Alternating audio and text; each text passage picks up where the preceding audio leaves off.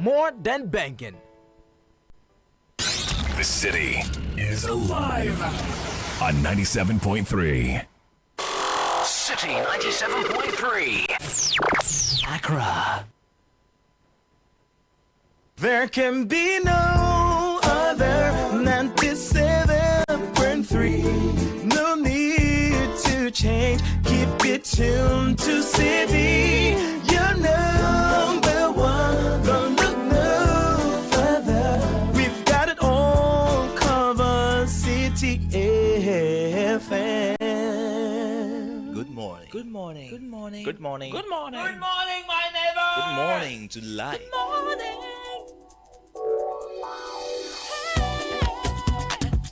Music, talk, inspiration, in perspective. Express yourself. Good morning, my neighbor. City FM, your station. It's a refreshing lifestyle. City FM, 97.3.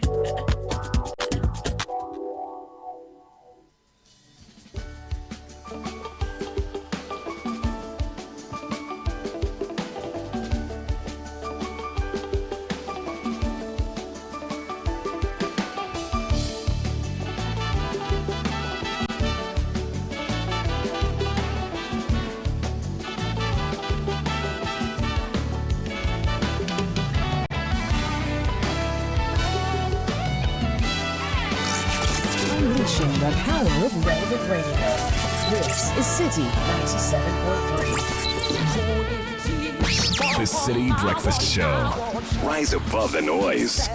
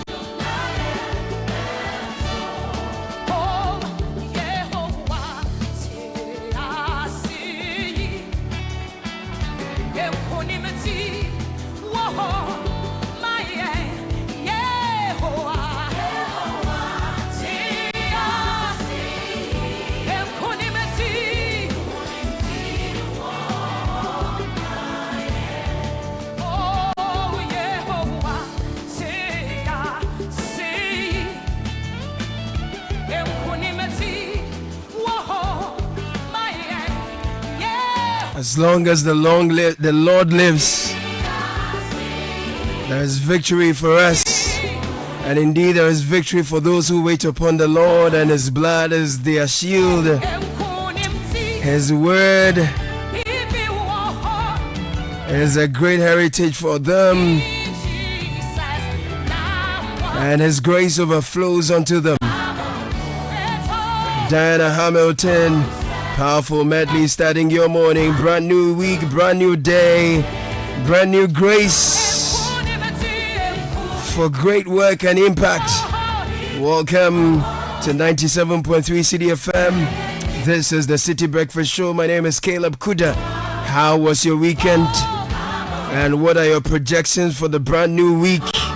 Indeed, we're expecting nothing but victory, because if we tune our minds to it, we'll accept nothing but just that. Some doors we will knock on will not open, but we will not lose our enthusiasm. We'll keep knocking, we'll keep pressing, we'll keep asking until we get to the desired results.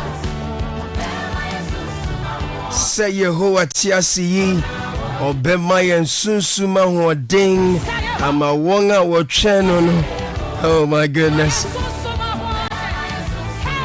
Come on. As long as the Lord liveth, He will give us spiritual favor, spiritual strength. A day that wait upon Him shall be victorious. This morning, there is no passion to be found playing small in settling for a life that is less than the one you are capable of living. I love this particular quote from Nelson Mandela. I remind myself of this every now and again, that there is no passion to be found playing small in settling for a life that is less than what you are capable of living. Too many of us are very comfortable with very little. Just a very modest life, that's all we want. I dare say that just a modest accomplishment will not leave any legacy. At most, we're here for 70.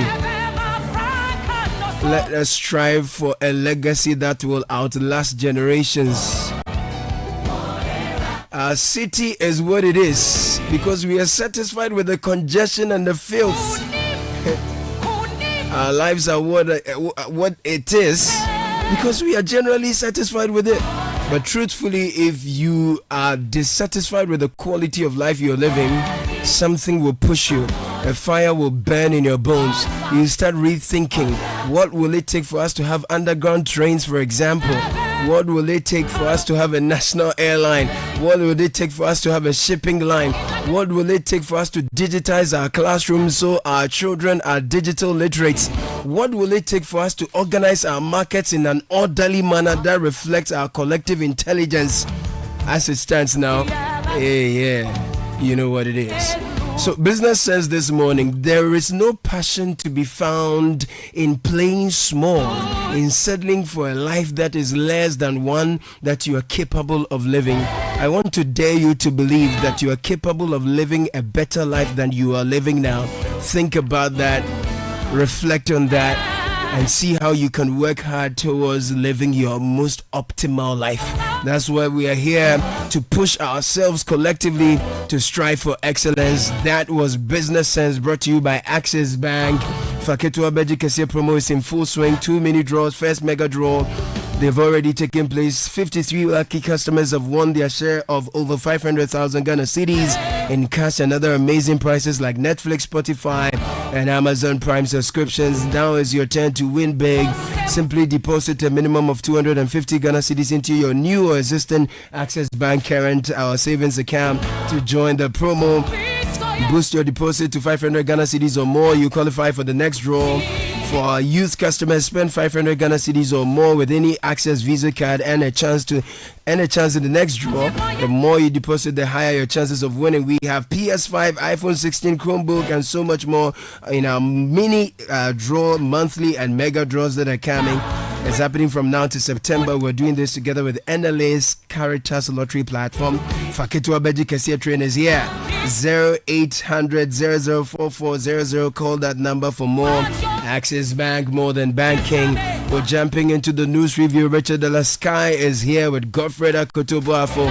The news review is back and is brought to you by the Fidelity Bank. Kaboom Reloaded promo is here to reward your savings with life-changing cash prizes. Just deposit and maintain 500 Ghana cedis or more in your Fidelity account and you could win up to 100,000 Ghana cedis in our grand draw.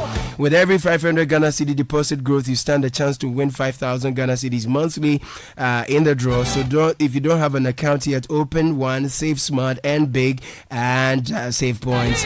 Fidelity Bank is here for your journey. Kaboom style.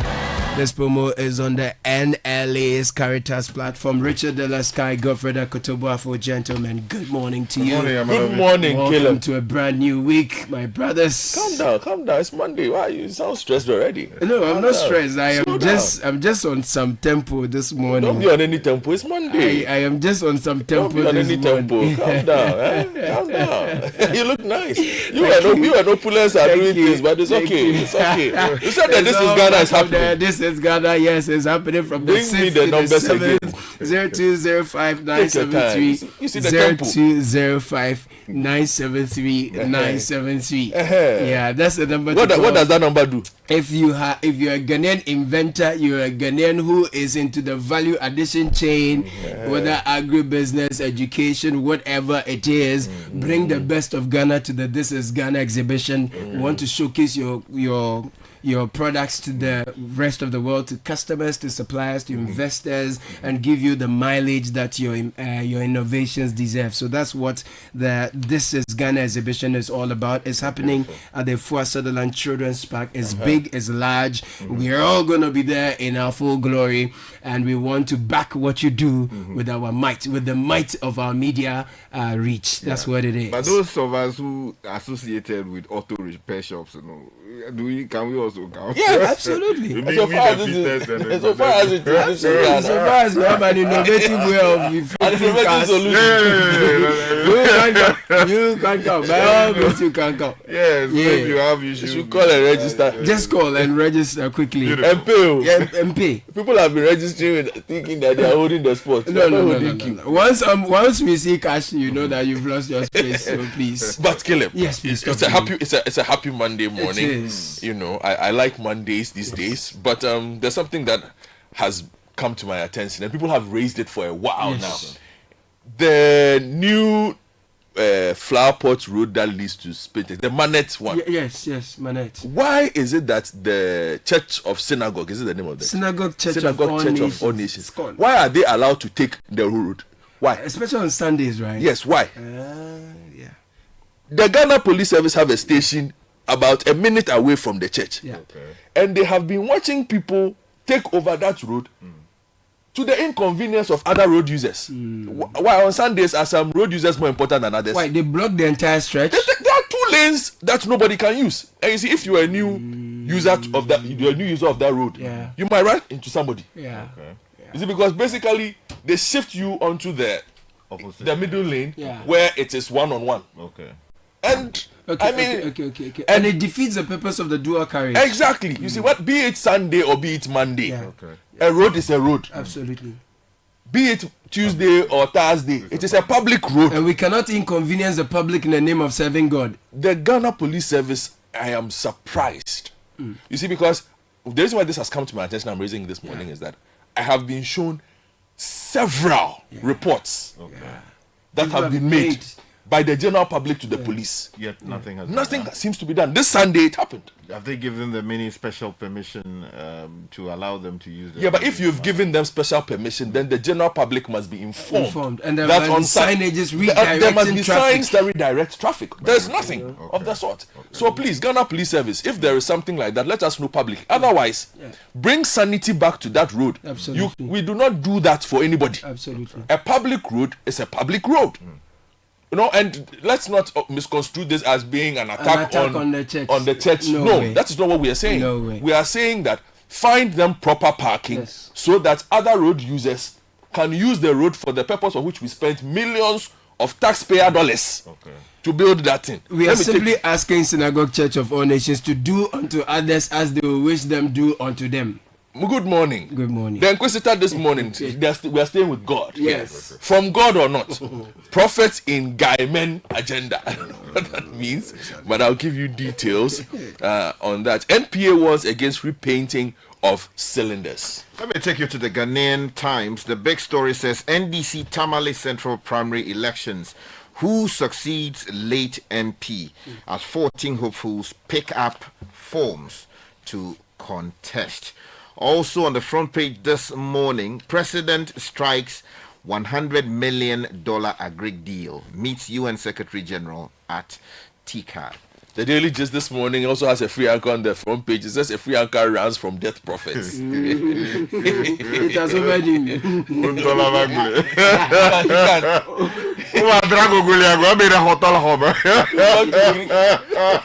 come to give yourself all these problems. It has already. Do the prophecy next time. We'll be doing things like that. Baumia opens fire on Brian over tribal attack. Ridge Hospital nurse sues attacker Ralph 7 million Ghana cedis. Former Chief Justices defend Tokonu at committee trial. The Chronicle says Brian's alleged tribal comment rankles Baumia.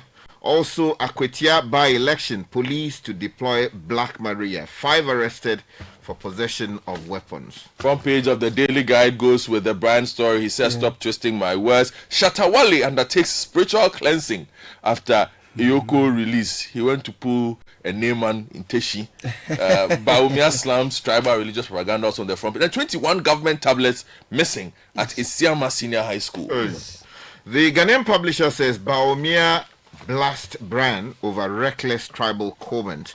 Also, Yamin tells Mahama to stop anti-Galamsey tax force. Front page of the Republic Press, the Brian stories makes it to the front page there.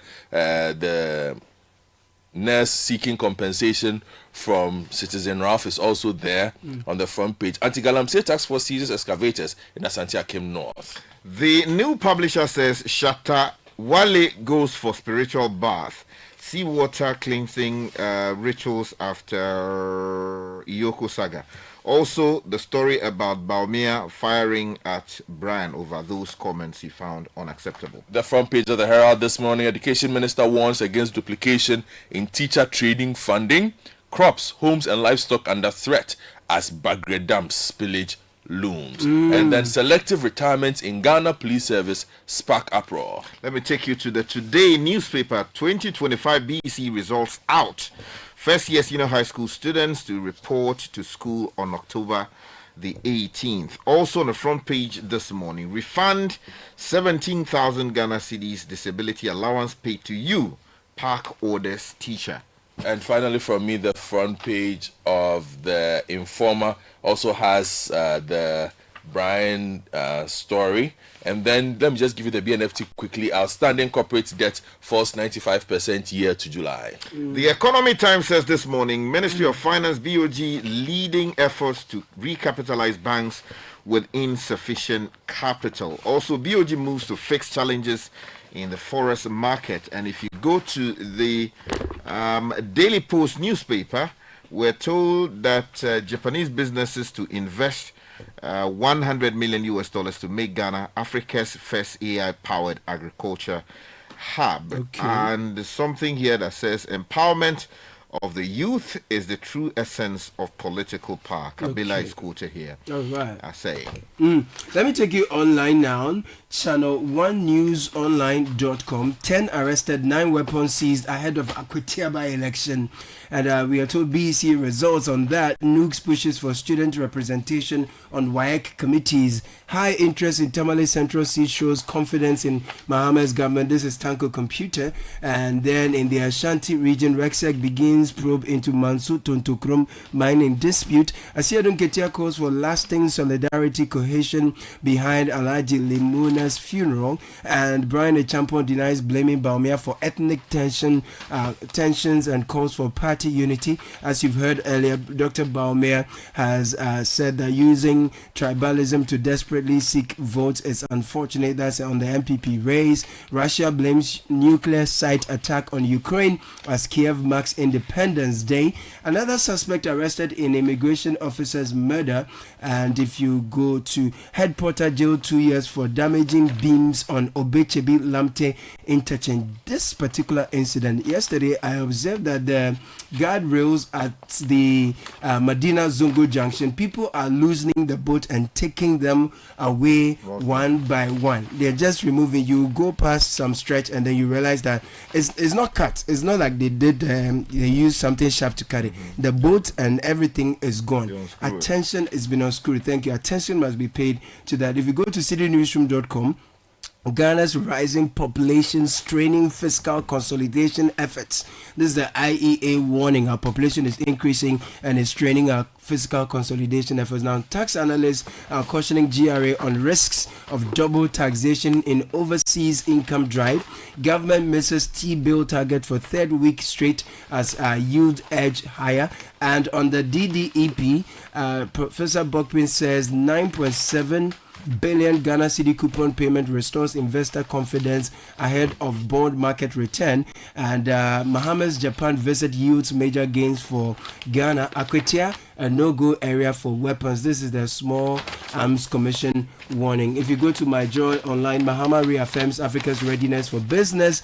Citi's sharp recovery hits 30% of our revenues, but we will bounce back. This is the GRA boss. If you go to the High Street Journal, grammar over skills, free SHS passing out graduates feeling too big to learn skills. Economist is revealing high palm oil production won't save industry without tackling smuggling. Quickly elsewhere, BBC inside Donetsk as residents flee attacks on Ukraine region Putin wants to control. Trump threatens to deploy troops to Baltimore to clean up crime. And if you go to CNN, lies, looming docks and lawless ruins. Gaza City is in chaos ahead of an imminent Israeli assault. Gentlemen, Okay, let's so get it to quickly, the let me tell details. you about the fact that the 2025 BEC results are out. If you want details of that story, you find it on page 3 of the Today newspaper. And the story is by Collins Ajim, and 2 paragraphs of the story. The West African Examinations Council has officially released the provisional results for the 2025 Basic Education Certificate Examination for school candidates. Now, in the press statement dated August 23, 2025, WAEC announced that the results had been dispatched to various schools through the Metropolitan Municipal and District Directors of Education. Now, candidates may also access their results via the council's official website, which is www.waecgh.org.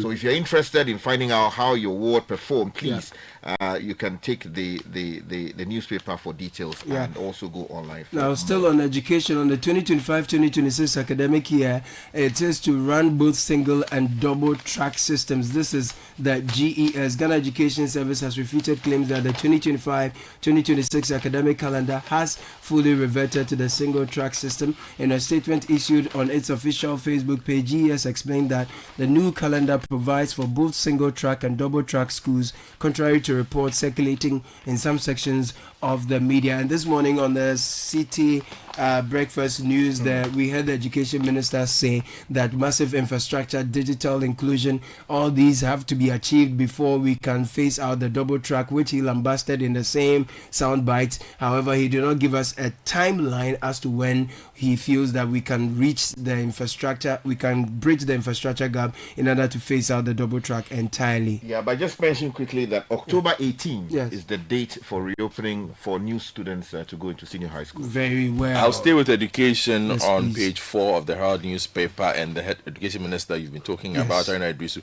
has cautioned the government must review how resources are channeled to teacher training colleges, warning against what he calls duplication in funding as the new no-fee stress policy is rolled out. Speaking at the inauguration of Governing Council of Colleges of Education, Accra, Mr. Idrisu said the state already shoulders significant costs through trainee allowances and boarding facilities. We cannot elevate you into university colleges and still be feeding you. Arina Idrisu added, if you are a university, you are a university. Thank you. Grammar over skills. Free SHS passing out graduates feeling too big to learn skills. This is economists revealing on the High Street Journal. It's emerging that Ghana's celebrated free senior high school program is creating a labor market and human capital development challenge where graduates from the program feel too big and proud to learn a trade or skill. The program was aimed at removing the financial barriers and opening the gates of education to thousands who otherwise may not have been able to afford it. However, labor economist Professor William Barboating has identified that the policy, while welcoming, has a lot of labor market challenges, which he says the dark side is that the graduates are unwilling to lend themselves to acquire skills. There are different interpretations of this Baumia Brian one. The Republic Press has a version, Daily Guide has a version, the Informer has a version. So let me take the Republic Press. It says that I've never blamed Baumia for Kusasi Mampusi conflict. Stories on page 3. Says the campaign officer Dr. Brian Achampong, a presidential aspirant of the NPP, has dismissed claims that he held fellow contender and former Vice President Dr. Mahmoud Baumia responsible for the protracted Mampusi Kusasi conflict in the north. Quoting this from a statement, Dr. Achampong has not at any point blamed former Vice President Dr. Mahmoud Baumia. His comments in the original video claims that Dr. Baumia was a victim of circumstances, not a cause of division. Baumia, on the front page of the Daily Guide, Details on page 3 has cautioned against what he described as dangerous tribal and religious propaganda being peddled by some of his flag bearer rivals within the party. Speaking at the NPP's 33rd anniversary celebration in New York, USA yesterday, Dr. Baumia warned that such divisive tactics risk portraying the party as exclusionary and undermining its chances of winning back power in 2028. Let's stay with politics. Yes. If you go to the north of the country, we're told that 16 people are battling to replace the departed member of parliament for the Tamale Central constituency. The story is on page 2 of the Ghanaian Publisher. Says barely days after the solemn burial of the late member of parliament for Tamale Central, Dr. Murtala Mohammed, political activity in the constituency has gathered momentum, with as many as 16 persons signaling their interest to contest the seat on the ticket of the National Democratic Congress, and a long list of people provided here. Lawyers in there, doctors in there, professors in there. Hajias and Alajis. Chaka, everybody wants to enter parliament. And if you go to page 9 of the Chronicle, they are talking about the Asiedun Ketia also raising some concerns that internal battles could affect, things within the party and all of that. But they say 14 hopefuls have picked up nomination forms to contest. And then Akwetia, yes, I saw Akwetia somewhere. So Akwetia is where you find that on page 3 of the Chronicle, where we're told that the police say they are deploying the Black Maria to actually deal with electoral violence and related matters. And 5 people have so far been arrested for possession of weapons. This is according to a story by John Bediako. If you're interested in that story, go to page 3 of the Chronicle. Well, you can take the Herald and go to page 3, where the paper reports on selective retirements in Ghana Police Service. Says that the Ghana Police Service is once again involved in controversy following the selective retirement of senior officers amid the continuous stay of others on post-retirement contracts in apparent defiance of President Mahama's directive banning such extensions. Commissioner of Police Sebastian Achu Wemega, who was due for retirement on August 6, 2025, has officially left the service. In contrast, his colleague, COP Martin Kwekweyi, scheduled to exit on 28 June 2025, remains in office as of last week. More controversially, COP Michael Nketia Frimpong, Director General of Finance, has been granted a 2-year post-retirement contract despite President Mahama's clear stance against retaining civil and public servants beyond the mandatory retirement age. You can get details the name is Vemega. Very well. On that note, Ghana's rising population straining fiscal consolidation efforts. IEA is warning that Ghana's rapidly expanding population is stretching the fiscal space and complicating efforts to achieve meaningful expenditure cuts. Now, this is according to the Institute of Economic Affairs, IEA. From just 6.7 million in 1960, Ghana's population has gone past 35 million in 2025, intensifying demand for schools, hospitals, and infrastructure. Now, the IEA is warning that these structural pressures make it nearly impossible for government to trim spending without undermining critical social and economic services. We can spend some more time on this a bit later. We'll see how the day goes on that. Quickly, though, let me draw your attention to a story on the front page of the Economy Times, and we're told that the Ministry of Finance and the BOG are leading efforts to recapitalize banks with insufficient capital. Now, the story says the Bank of Ghana is now working with the government of Ghana through the Ministry of Finance on how to recapitalize commercial banks that have so far proved incapable of restoring their minimum capital obligations from their own internal resources. Was it not recently that we have a banking sector crisis and we spend so much money to send people home, and already we have new problems within the banking sector? It's on way. And Rubber is feeling the impact of illegal mining on page 6 of Daily Guide. About 2,000 rubber trees on a 6-hectare land belonging to the Ghana Rubber Estates Limited have been destroyed by the activities of illegal miners. Citi's sharp recovery hits 30% of our revenues. GRA is also complaining about the strengthening of the city. Apparently, it has affected their revenues by 30%, but they say they are hopeful they would bounce back. If I take you elsewhere very quickly, this story right here. Trump seeks to impose presidential power on big cities run by Democrats. Is that what I'm seeing? America's next big showdown is brewing over Donald Trump's zeal to impose unusual presidential power as he eyes big Democratic-run cities to expand a crime crackdown that sent troops flocking onto the streets of Washington, D.C. Now, Trump's torrid rhetoric claiming that crime is out of control, which is often misleading, is a classic page from the playbook of strongman leaders. I see. Donald Trump. That was the news review. Sika boom. Fidelity Bank say save and win. Muntio. Sika boom. Just deposit and begin. Sika Bieto. Every 500 CDs you keep for a month, you get 1 point all at once. More deposits gets more points in. More points, more cash you feel with. How many points? 1 point every 500 CDs. What if you win? 5,000 CDs monthly. And the grand prize? Hey! 100,000 Ghana CDs. Don't wait. Visit any Fidelity branch or agent nationwide to deposit in multiples of 500 CDs. The more you deposit, the better your chances to win 5,000 CDs monthly and 100,000 CDs in the grand draw. Terms and conditions apply. Win with us. Fidelity Bank, believe with us. Sika boom. This is an NLA approved promo, now running on the Caritas Lottery platform. Oh, jump on now. Go.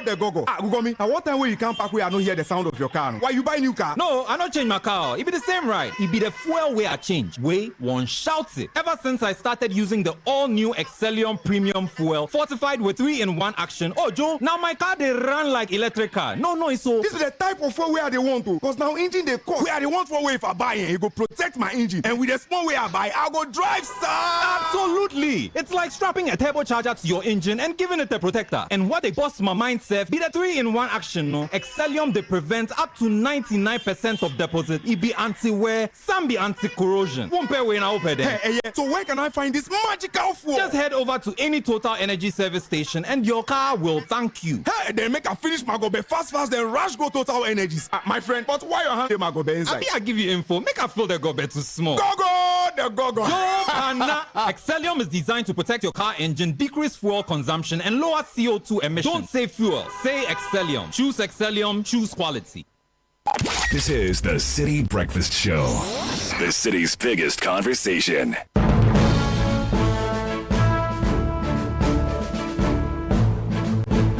Now, Shika Caesar joins us with the breakfast edition of the Citi Business News, brought to you by MTN and EcoBank. Good morning, Nashika. Good morning, Caleb. Hello and welcome to the breakfast edition of the Citi Business News, proudly brought to you by MTN, Goil and EcoBank. I'm Nashika Caesar. Coming up, Ghana's rise in population strains fiscal consolidation. This is according to the Institute of Economic Affairs, IEA. Also coming up, government misses T-bills targets as yields edge up slightly by 10 and 13%. And later, poultry farmers urge price reduction of eggs following excess in production. Let's settle for the details of our stories now. Ghana's fast-growing population is tightening fiscal space, making it nearly impossible for the government to cut expenditure without undermining critical social and economic sectors. This is according to the Institute of Economic Affairs, which has said that the rising demand for infrastructure continues to expand the state's obligations, even as the country battles to rein in its deficit. The Institute of Economic Affairs stresses that the solution lies in boosting domestic revenue rather than slashing essential spending. The board chairman of the IEA, Dr. Charles Mensah, insists Ghana must secure greater ownership and control of its natural resources to strengthen revenue flows and reduce dependence on debt. What we are discussing over here is how do we release the energies from our natural resources? How do we get some of the resources, the income that these companies get? Our best way forward, really, is to own our resources. Until we own our resources, it's going to be very, very difficult to generate enough revenues to meet our growing expenditures. And our expenditure will keep growing. And it should grow as a people. We started with 6 million during the days of Nkrumah. Today we are 33 million people. We need to build more roads, more hospitals, more schools, and so on. And you need money to do that. So when I hear people saying, cut expenditures, I ask, which ones should we cut? Should we cut health? Should we cut education? No, we can't do that. We rather need to generate more revenues. Dr. Charles Mensah is the board chairman of the Institute of Economic Affairs. Now, for the third straight week, the government missed a T-bills target as investor appetite continued to shift toward higher yielding instruments. This comes as investors on the primary market tendered 5.8 billion Ghana cedis against the Treasury's target of 6.42 billion Ghana cedis, with the undersubscription yields on the T-bills edged up slightly, ranging between 10% and 13%. Speaking to Citi Business News, Wilson Zelevu, economic and fixed income analyst at Databank, linked the persistent undersubscription to subdued demand.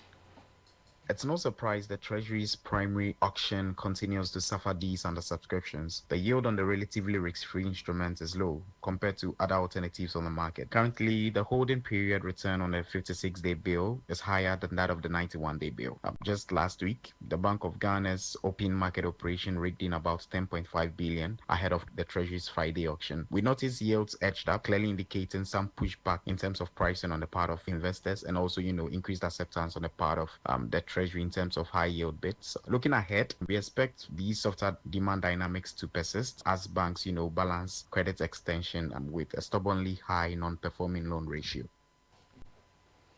Wilson Zelevu is an economist and filed income analyst with Databank.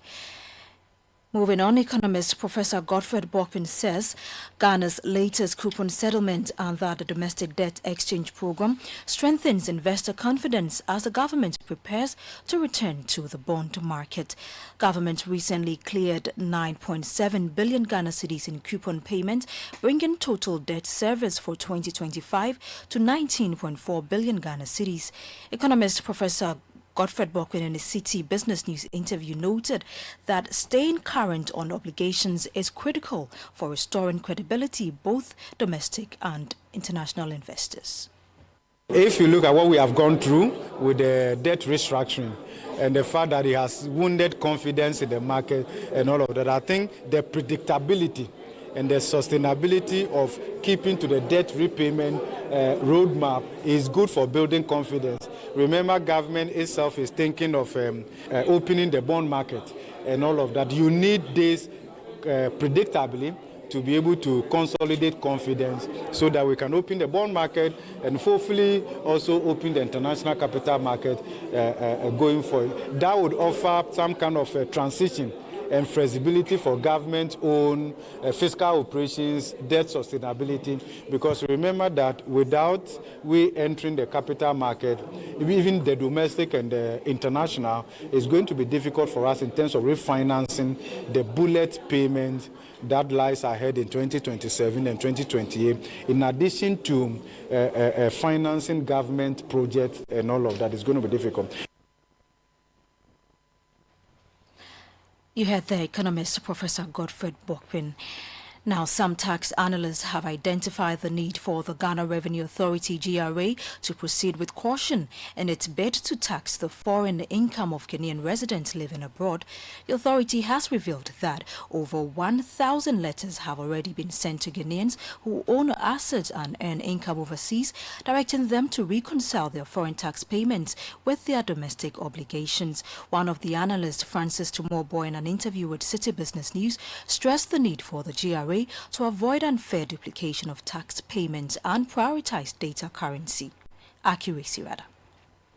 We must apply the double taxation treaties properly and to avoid unfair duplication of tax payment. And where there is the need, we rather have to educate them. The second thing is data accuracy, because not every account flagged will belong to a Ghanaian resident which is taxable. Mistakes could occur, and therefore we need to guard against that so that we don't damage the trust. And then again, finally, if the enforcement is seen as a punitive measure for lack of knowledge, like I said, many people may not know that they are supposed to account for the foreign income. If that is the case, then we need to rather encourage and not discourage people and punish them unduly.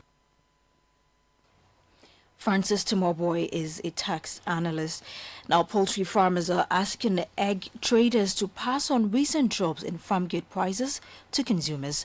According to the farmers, the cost of eggs at the farm level has fallen significantly, and traders should ensure these reductions reflect in market prices. However, egg sellers at the La Paz and Mala markets have rejected the call. They argue that despite what they describe as a glut in egg production, sales have been slow and demand is plunging. Daniel Udrumensa has more in this report. The traders insist that the cost of poultry feed remains the single most pressing challenge in the egg market, with farmers passing on the burden to consumers. Egg prices continue to climb, discouraging many households from buying as frequently as they used to. For Elizabeth Nuete, a trader at the La Paz New Market, cutting feed costs would be the surest way to boost egg consumption. Farmers no so kosiana no mudi feed akoko no no enti so mo nto a almost up to me nye adwuma no ma ne nye yi because omudi ba na omudi bre na yetimi nton a yetimi nkoti omuka no mudi afide akoko no no mutimi etukosua no. Farmers rely on egg sales to buy feed for their birds, but when sales drop, both traders and farmers are affected. We urge the authorities to reduce poultry feed costs so farmers can lower egg prices. When I began wholesaling, a crate cost 55 Ghana cedis. We added 2 Ghana cedi profit plus transport, selling to consumers at about 60 Ghana cedis. 58. Omudi buy ni lorry feni kosi 56.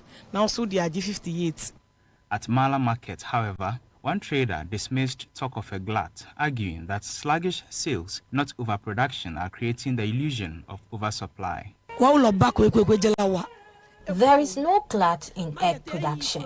The real issue is that sales are discouraging. Prices are very high now. A crate of eggs costs between 65 Ghana cedis and 70 Ghana cedis. In previous years, we used to sell a crate for about 40 Ghana cedis.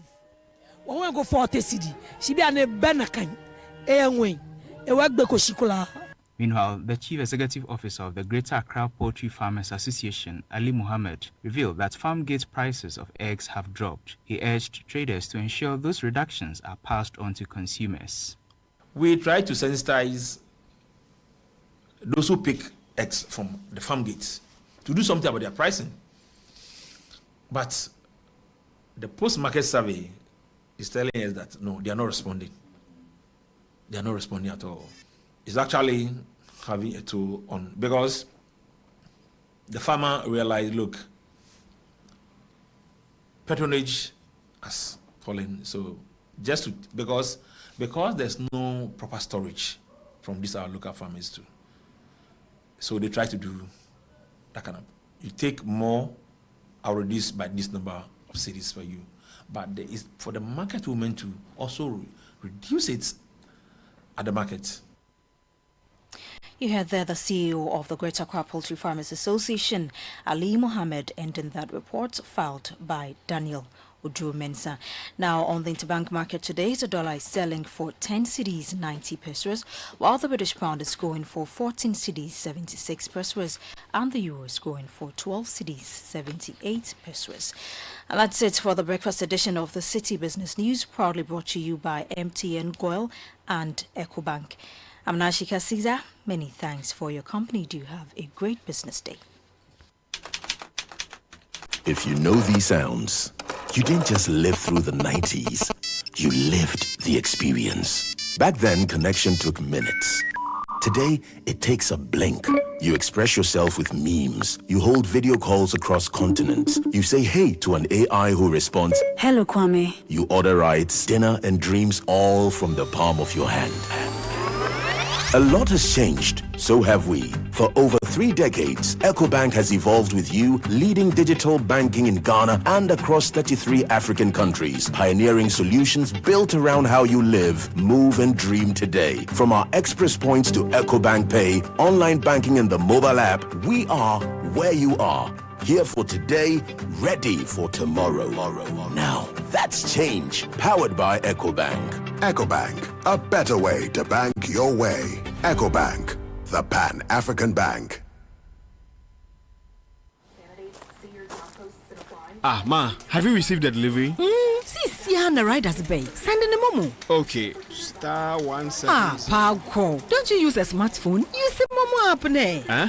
Aba app. Hey, I want to say a millennium, say millennial. Inyim. Oh, millennium for ya nyaze. Switch to the app. Oh, you're smart. No, you're secure. Enter a world of possibilities with the Momo app. Pay your favorite merchant, pay utility bills, and borrow from our wide range of lending services. Move to the app side today.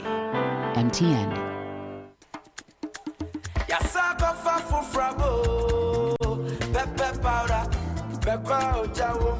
Sankofa pepe powder, Sankofa pepe powder, Sankofa pepe powder. Abunu abonje krakra, Sankofa pepe powder,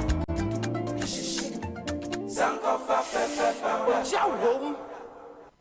This is the City Breakfast Show, the city's biggest conversation. It's 12:57. Have you heard the latest from MTN? If not, then listen. For those of you who love MTN Free After One, prepare for the upgraded experience that is MTN Free After One Extra. Now, let me tell you what the extra is all about. With MTN Free Extra After One, you can talk for 1 whole hour uninterrupted while paying for only the first minute of every 10 minutes you talk, which means for every 10 minutes you talk within the hour, you only pay for the first minute. And if you get to talk for 60 minutes straight with no interruptions, you will get to talk for 60 minutes straight, no interruptions. If you like what you hear, that's not all. There is 100 megabytes of data for free after your first call on Saturdays. Now that's the time to talk extra with all the people you love. To subscribe to MTN Free After One Extra today, just dial *550# *550# and follow the prompts. It's amazing, right? The world is ever changing and evolving. Today is AI, tomorrow who knows what's going to be. One thing is sure, a lot has changed, but so has EcoBank. For over 3 decades, EcoBank has pioneered a range of digital-first banking solutions designed for the way we live today. From the mobile app EcoBank Pay Express points across the country, EcoBank is right where you are. EcoBank is a better way to bank your way. EcoBank is the Pan-African Bank. Gabriel Isaac Ofe joins us in the studio. Gabby Ofe has kickoff this morning. A sports news segment on the City Breakfast Show is brought to you by Polytank, Lecheo and Shell. When it comes to water storage tanks, Polytank is the name we all know. Over 3 decades, trusted by our generation, so make no mistakes. Always choose Polytank for guaranteed quality. No matter the size you're looking for, durability is always assured. And if you go to our partner shops, you will get what you're looking for at the same price across the country. Polytank is the original. Just the question for you is that we do not accept Momo payments online. And if you're looking for some financial reprieve in these difficult times, whether for education, rent, or unexpected expenses, we've got the right loan to meet your needs at the right time. Lesheho has got you. So WhatsApp or call Nana on 02740 799. Lesheho, let's improve life. Your engine has got to be confident, protected, and ready to perform. That's when Shell V-Power comes in with its Dynaflex technology, specially formulated to clean and protect your engine and give it that boost it needs. Fill up with Shell V-Power at a Shell service station near you and feel performance, feel confidence, feel protection over and over again. Shell, go well. Gabby Affair is in with kickoff. Iwobi lofts it. Emil Smith-Rowe is in to equalise for Fulham. It might well be his first touch since coming on.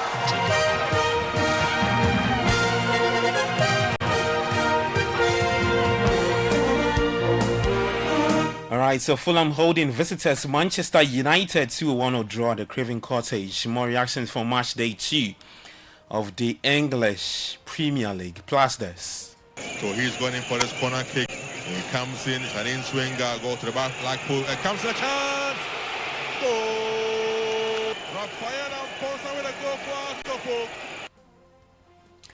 Okay, so Accra Hearts of Oak defeating arch rivals Kumasi Asante Kotoko 2-0 in the final round of the Gauka Top 4 competition, but it was Bibiani Gold Stars who lifted the trophy on head-to-head advantage. All of that plus update from the WAFU B Women's Champions League, where we do have Ghana's reps in Cote d'Ivoire. Many thanks to Zonda GH, shall go well, Politan Ghana, and Lesheho. Let's improve life.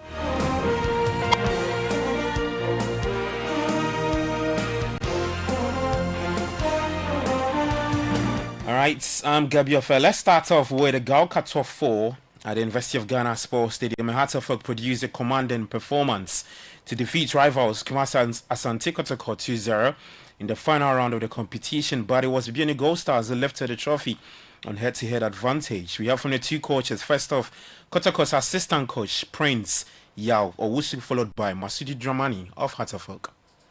I think it's rather unfortunate. We came here, to win it, but way down the line, this is where we have another part. But I think the boys, they did what they can do. We need more to do with them to get them back on track again. I think that we respect opponents' strengths and we play to our strength, and then we plan around that.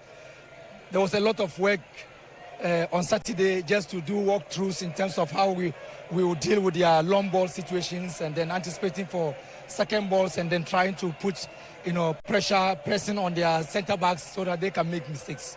Are you impressed with the style of play your lads gave out today? I think there's still a lot to improve, and we want to improve on the basic aspects where players can live up to the necessary expectations of energy, effort, and performance.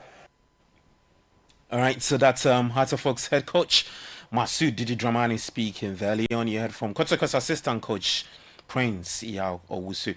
Well, staying with the top 4, the Gauka top 4, and chairman for that competition, or Gauka itself, John Ansah, clarified why Bibiani Gold Stars were crowned champions, despite finishing level on 7 points with Hearts of Oak.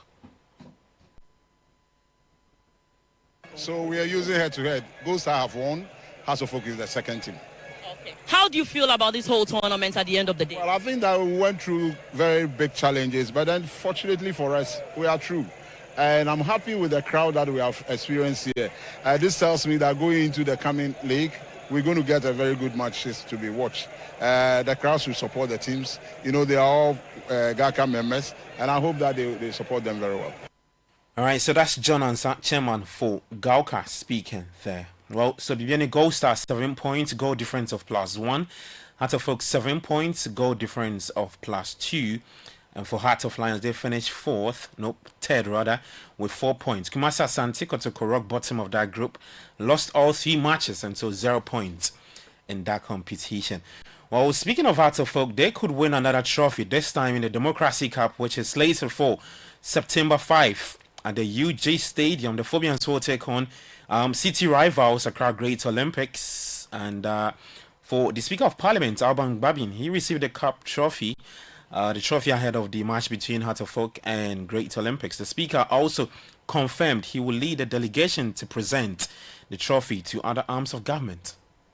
It's my duty, as we've been told, to reach out to the other partners. And together with the clerk and our partners here, we'll have to go to present this trophy to His Excellency the President, to my Lord the Chief Justice, to the heads of the security agencies, to the commissions. Definitely, I will be present at His Excellency's place. I may not be present at the other places, but we'll get capable men and women to go and do so for and on our behalf. We want all partners in governance of this country to be part and parcel of this program. We want us to sit together to understand that what we do in politics is similar to what is done in football.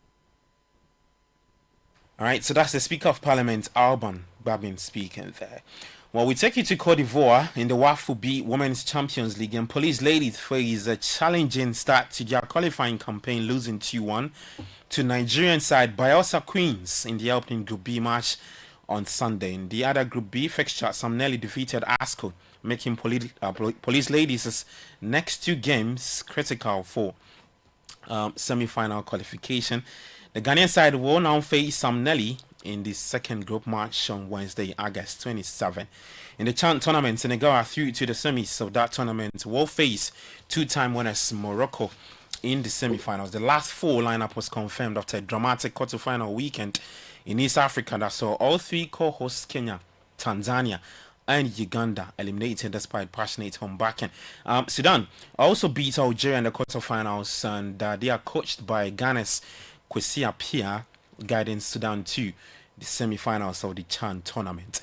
Well, let's take you to England, and Manchester United captain Bruno Fernandes was left to count the cost of his missed first-half penalty as Emile Smith Rowe and Fulham points at Craven Cottage. Yes, United boss Ruben Amorim.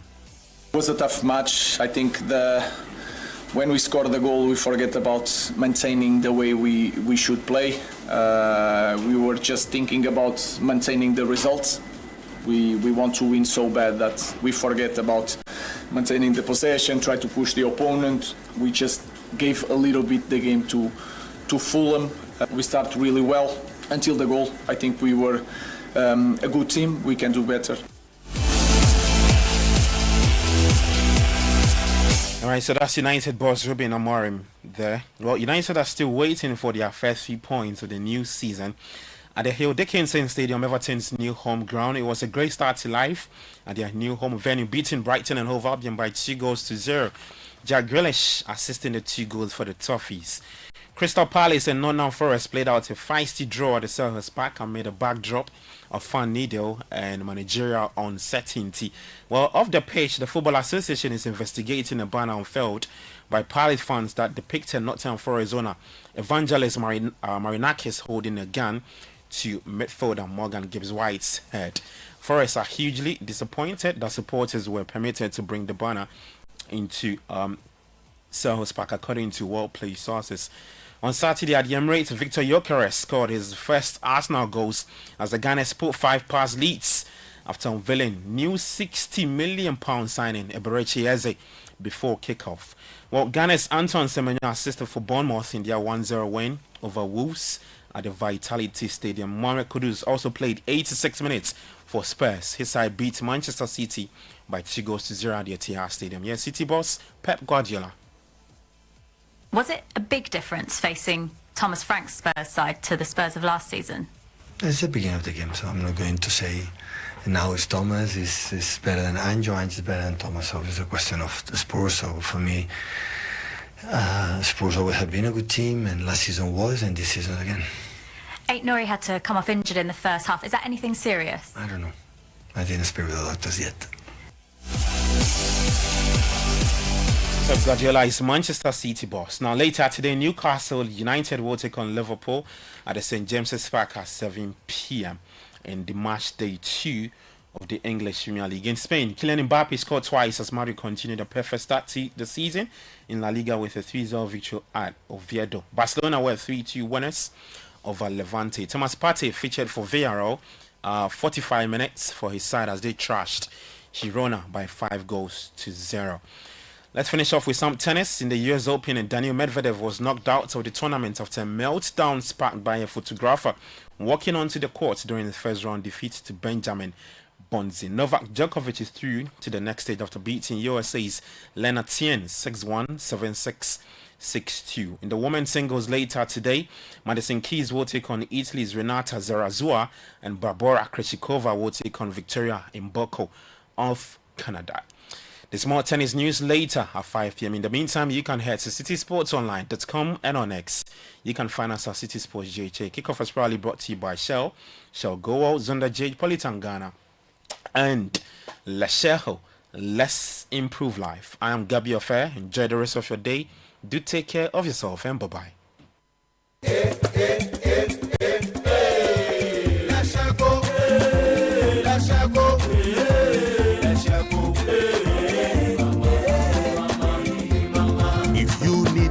Services, innovative financial solutions.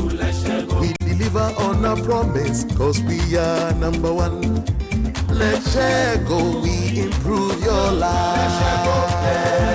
Let's share go, let's share go, hey, mama, hey, mama. stuck with nothing. No matter your situation, let's go, we improve your life. Let's go, hey, let's go, hey, let's go, hey, mama, hey, mama, hey, mama. Let's go, we improve your life.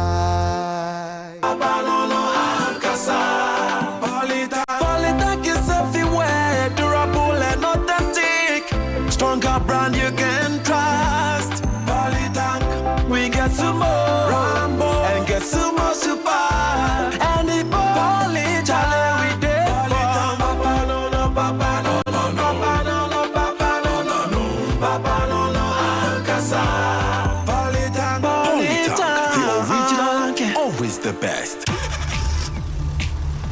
Do you ever wonder how your car's engine is doing as you drive? Not often. Does it feel confident and protected, or is it tired and struggling? I have a busy schedule, so I leave matches of my engine to Shell V-Power. With Shell V-Power, you can feel confident because it is the best ever fuel designed for performance and efficiency. Shell V-Power removes performance-robbing deposits, so you can feel protected. Fill up with Shell V-Power at a Shell service station near you. Feel confidence, feel protection, and feel performance over and over again with Shell V-Power. Fuel the feeling with Shell V-Power. Go well.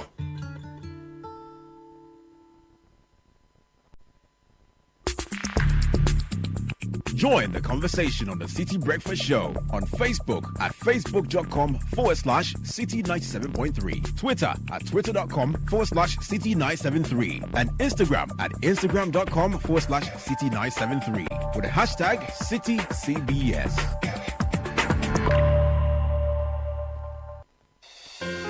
Looking for a one-stop shopping destination for all things made in Ghana? Eager to experience a remarkable fair that showcases the richness, creativity, and innovation behind Ghanaian products and services? Then get ready for the This is Ghana Exhibition 2025, a celebration of excellence in locally made goods and services. This year's exhibition brings together the very best that Ghana has to offer, from timeless traditional crafts to cutting-edge innovations. The This is Ghana Exhibition highlights the brilliance of Ghanaian entrepreneurs, artisans, and businesses who continue to shape the narrative of homegrown excellence. Brought to you by Channel 1 TV and 87.3 City FM, this is Ghana's biggest trade fair and exhibition, bringing together SMEs, startups, research and manufacturing sectors, indigenous corporate bodies, and local creatives in one exciting space. Join us in championing Ghanaian talent, creativity, and authenticity. Come explore, engage, and be inspired by the businesses and brands that are redefining Made in Ghana across every sector. The dates: Saturday the 6th and Sunday the 7th of September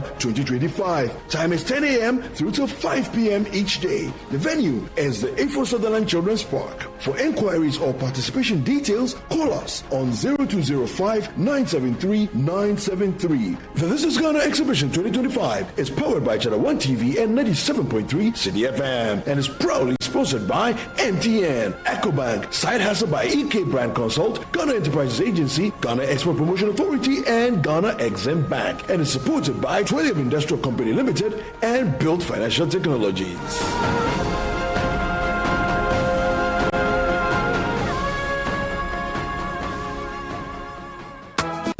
The City Breakfast Show. Rise above the noise. The Money Matters segment is brought to you by Petra.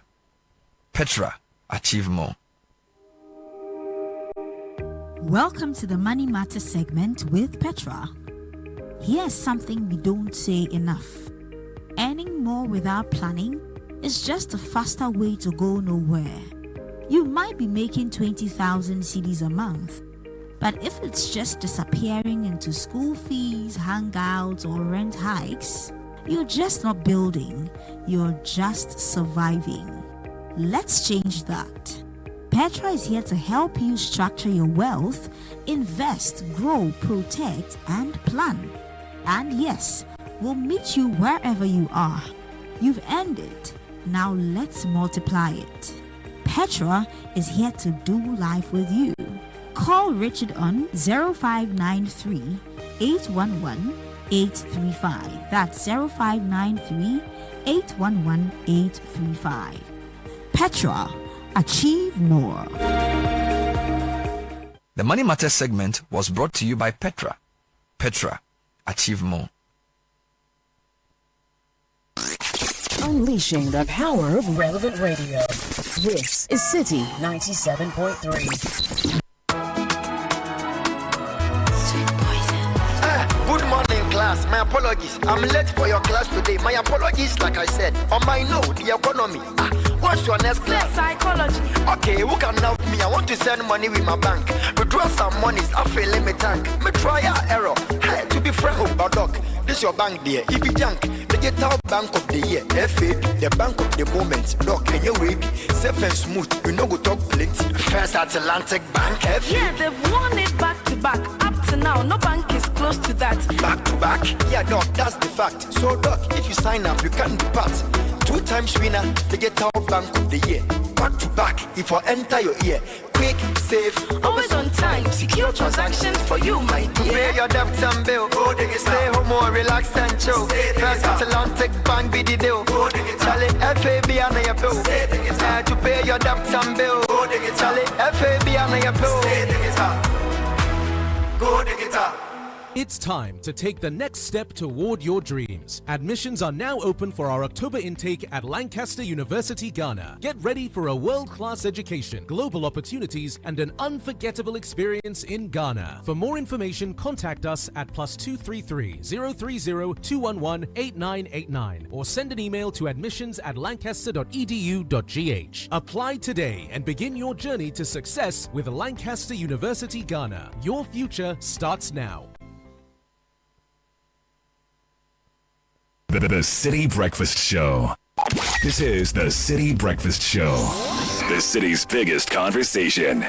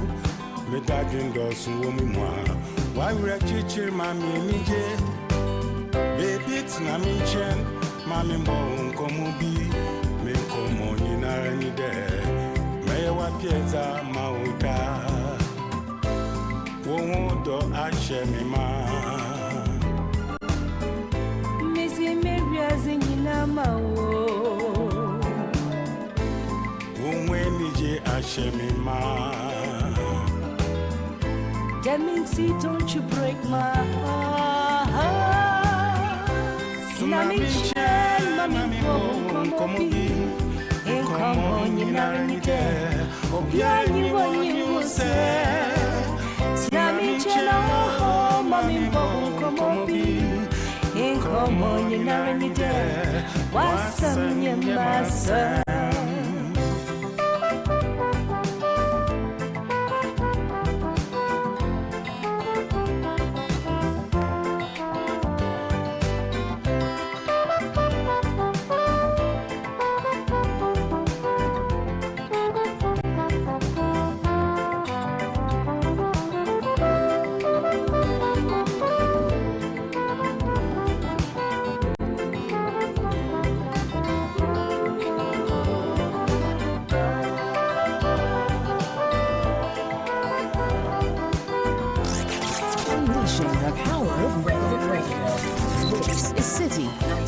Womudo Ashemima Missy Maria Zinina Mawo Wonwenije Ashemima Baby Demincy, don't you break my heart.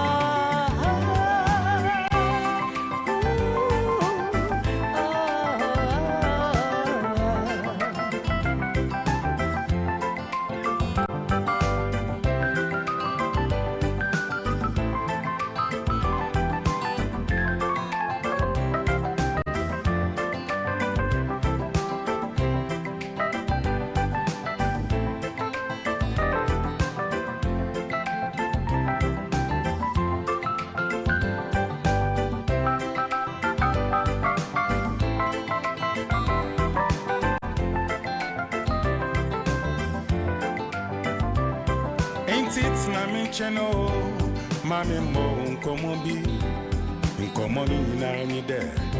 The new day, Odos from Kwa, Samu Nama, Menu and Biro Obiara, Samu Winnie Marimpwa, Missuronina, Ayokra, Samit Wunza, Muza Miamu, Medagin Dos, Womima, why Rachiche, Mammy Nije. Baby, it's na miche, mami mbo mkomobi, menkomo nyinarani de, mewa peza mauda. Sina miche, mami mbo mkomobi Hey, hey, hey mina mabe polia, sakripi awa kashemyo ade. Menyinde masam yewasam. Tra-la-la, tra-la-la, tra-la-la, hey, hey. 38 after 7 on a Monday morning. So much on our minds on a day like this. A church blocking traffic on every Sunday, causing a lot of disquiet for pedestrians. And the sheer volume of congestion on our streets moving from one point to another is not very easy. Our population is increasing. We're told we are 33 million, but the growth of infrastructure is not matching same. How are we sure that by 2050, where we are told we're going to be about 50 million people, our city will be able to accommodate all of us when there are a lot of people always moving to the center, the capital, the national capital, and the cities in particular. More Ghanaians live in urban areas now, and across Africa, the continent is very urbanized, and Ghana is among the countries that is leading in terms of urbanization. The more of people who live in urban cities. So certainly a lot of work needs to be done in terms of provision of infrastructure, and not just that, also creating systems that ensure that the human beings who live there abide by the rules of conduct, so that we respect each other's rights. You see what I'm saying? You won't believe that I spent 45 minutes trying to just get to Medina Zongo Junction and drive back to the airport, because I had a meeting at the airport somewhere around the airport yesterday, and then I had left something, so on my way my attention was drawn to it. I was trying to get back, and where I'd gotten to, the best option I could have was to get to Medina Zongo Junction and drive back. Look, from Presec, to take the 10 down to use Atomic Roundabout back to the airport area, that place was choked. So I had to drive all the way to Medina Zongo Junction. And typically what people do is that they will drive on the main lane as though they are going towards, towards a breather about, and then when they are getting close to the traffic, like they cut in, as happens at the Jolu Fiesta Royal all the time. So I decided, okay, let me just stay in traffic and observe how long it's going to take for me to get onto the other side and drive back. It was more than 45 minutes, gentlemen. I was in traffic and people were just cutting in, and for some reason the traffic wasn't flowing. it was just a lot of congestion, and I'm imagining another 25 years from now when our population is going to move from 33 million as it is now to 50 million as we are told it's projected to be, and I wonder how we are going to survive. Already when it comes to our housing units, we have 1.8 million housing units deficit. We have a deficit of 1.8 million. I don't know if we are really thinking about how we're going to deal with these big conversations beyond the by-elections, winning elections here and there. So these are some of the things that are frustrating me very much this morning. We'll get into all of that. But there are messages, there are dedications. We'll be getting into some of them. Some of you are celebrating your birthdays today, and I'll ask Akra to help me celebrate some of you, and we'll have some important announcements for you as well. We'll bring them all in right about now. Okay. So here are some. Happy birthday to Mr. Michael Opoku Jamfi of UMB Head Office. This is from your wife, children, and all your loved ones. You celebrated your birthday, I think, on Friday.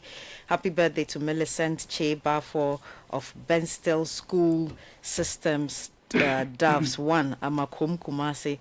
Wishing you many happiness. This is from all your family members.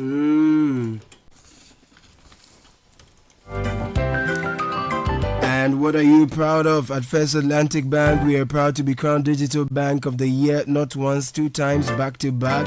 It isn't just a fancy title, it's a celebration of our commitment, relentless drive to give you the ultimate convenience in digital banking, whether it's through our mobile app, internet banking, USSD, or any of our seamless platforms. We make sure your banking experience is truly safe, fast, and secure. Don't settle for less. Join the Purple family today. Experience the true meaning of smart banking. 2-time Digital Bank of the Year, back to back. Follow the conversation on our social media platforms at First Atlantic GH. First Atlantic Bank, refreshingly different. And if you're looking for a best of flavor in every sip, discover the refreshing taste of Piva beverages. Piva Cola flavor, perfect fit anytime. Piva Orange fruit drink, Piva Cocktail fruit drink, Piva Grape fruit drink, Piva Tangy fruit drink. Grab yours today, available at a local store near you. Call us on 0550-032231. Piva beverages is a taste you will love. And if you're tired of banks that make everything slow and complicated, switch to Solace Finance, where banking is quick, smart, and 100% digital. With Solace, you can open your digital savings account in just 5 minutes using your Ghana card. Save and withdraw every day and market-beating interest. Enjoy banking without stress. If you want to save for something special, Solace's Target Savings Account is your best friend. Perfect fit for school, rent, and all those expenses. Higher returns is what you enjoy, either 3, 6, or 12 months. No minimum balance, no deposit fees, no withdrawal fees, 0 monthly charges with Solace Finance. Every single city you save stays exactly where it should be. Call us 059-957-7963. Download the Solace Finance app from Google Play or Apple App Store today. We are at the number 9 Ouagadougou Street, East Legon. Solace Finance, your money is your power. Okay, Caleb, you can download and install the GWCL customer app from Google Play Store or App Store and create your personalized user account with the customer account details on your monthly bill. With this app, you can pay your water bills, check billing and payment statements, report bursts and leakages, report illegal customer activities, and also report complaints and faults with photos or videos or GPS locations. All transactions made on the customer app attract 0 charges.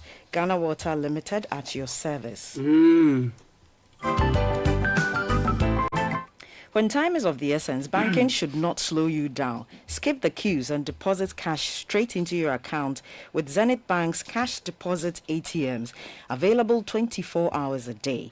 Zenith Bank's cash deposit ATMs are located at Zenith Bank's East Legon, Laboni, Techi Plaza, Sunyane, Ahojo, and head office branches. Experience fast, secure, and convenient cash deposits any time of the day. Now that's banking on your terms. Zenith Bank, in your best interests.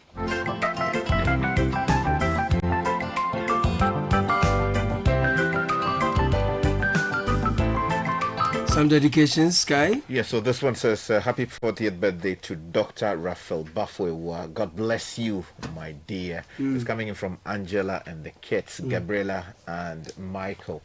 This one says, good morning. This is a birthday request for my wife on the City Breakfast Show this morning. Happy birthday, my love. We thank God for your life, and we pray for open heavens for you. The kids and I will do the needful to Kiki of Olam, Ghana. It's coming in from your husband and the children. So this evening, Kiki, your husband is saying that the kids would also be doing the needful, and your husband will also be doing the needful. This one says that this is Aya from Tamale, wishing colleagues Jarvis and Vincent of Pando Secondary School 2009 year batch who got married over the weekend. Congratulations on their union. May the good Lord be with them. Right. So during the news review, there was a story that caught my attention that ties into my frustration from the weekend, that Ghana's rising population is straining fiscal consolidation efforts. IEA is warning on citynewsroom.com. Let me just give you a quick background. Hold on for me. Okay. Hold on with that story. Okay. It will do something, but I have two lawyers that we need to collect money from. Francesca. Collecting money from the lawyers in a proper manner. Okay. But I just wanted them what's to, happening? to spend 3 minutes providing education on something for me before we enter the main discussion. So I saw something on Friday. This very tragic matter of the immigration officer who has passed away, and the ongoing court processes, and it's not the first one. There have been quite a few, and I was surprised at the manner in which the suspects were brought to court, the access of the general public to the space, to the suspects, the proximity of journalists and bloggers and everybody else to the suspects. The suspects were beaten from the Adabraka court. They were beaten. I mean, Charlie, the knock sentence all the way up there to them came back the same way. And I'm asking myself, even the lawyer for the suspect was put through for defending who they think. Yes, and people were asking, why should he even be defending somebody like that? So this one, I just asked Sky to perhaps provide some explanation on why, irrespective of the crime, the person deserves access to not necessarily deserves. The person will have a lawyer. And I want us to be, because people are very, very emotional about this matter, and rightly so. You understand? But my concern just has to do with just the general safety of work within that particular court. And I hope the judicial secretary takes note of what happened there. And it's not just that case. There were other cases. I remember the ACP Agojo case. We raised this matter at the time as well, where we have people headed to court in the custody of police or prisons, and they are face to face with the general public. You can, if I had a stick, I can just hit the person on the head with it. Yes, I might get arrested, but I will still be able to cause some level of damage to a suspect in that proximity. So, Sky, is this normal? Is that how suspects are brought to court? Okay, so it would seem that there's everything wrong with how the police are managing this particular situation. We've seen that in the past, but it would seem that this is getting to next level lack of policing responsibility. First of all, a person who is accused of a crime is presumed under our constitution innocent until proven otherwise, which means that even as the person is being taken to court, you, the person seeing him go into the courtroom, have no right to want to treat him like a prisoner. Even a prisoner is entitled to some protection under the law. So merely because the police have arrested him for having allegedly committed a particular crime doesn't mean that you are at liberty to harm him in any way whatsoever. He is under the custody of the state, under the protection of our laws, until the law says he's done something wrong and certain rights should be withheld from him. You understand? So first of all, that is the premise upon which we would operate. Now, secondly, based on that premise, because he is under the protection of the state, the police who are in charge of law and order, the protection of rights like right to property and right to life, have an obligation to ensure that that person goes into the courtroom safely as part of his right to fair trial, rights. You understand? He has to go to court fairly. The judge will listen to him. He gets out. If there is a determination that he's guilty, the courts will know how to deal with it. But the police would seem not to be doing what they are supposed to do. You understand? Because ideally, you should create an appropriate parameter or the parameters within which the general public could not operate, which is to say that you ring fence the area. This is where we are going to use to get into the courtroom. You, the general public, you, the media people, you, the bloggers, are not entitled to go into those spaces. We are allowing a certain number of, if you like, family members who want to get into the courtroom to observe what is happening.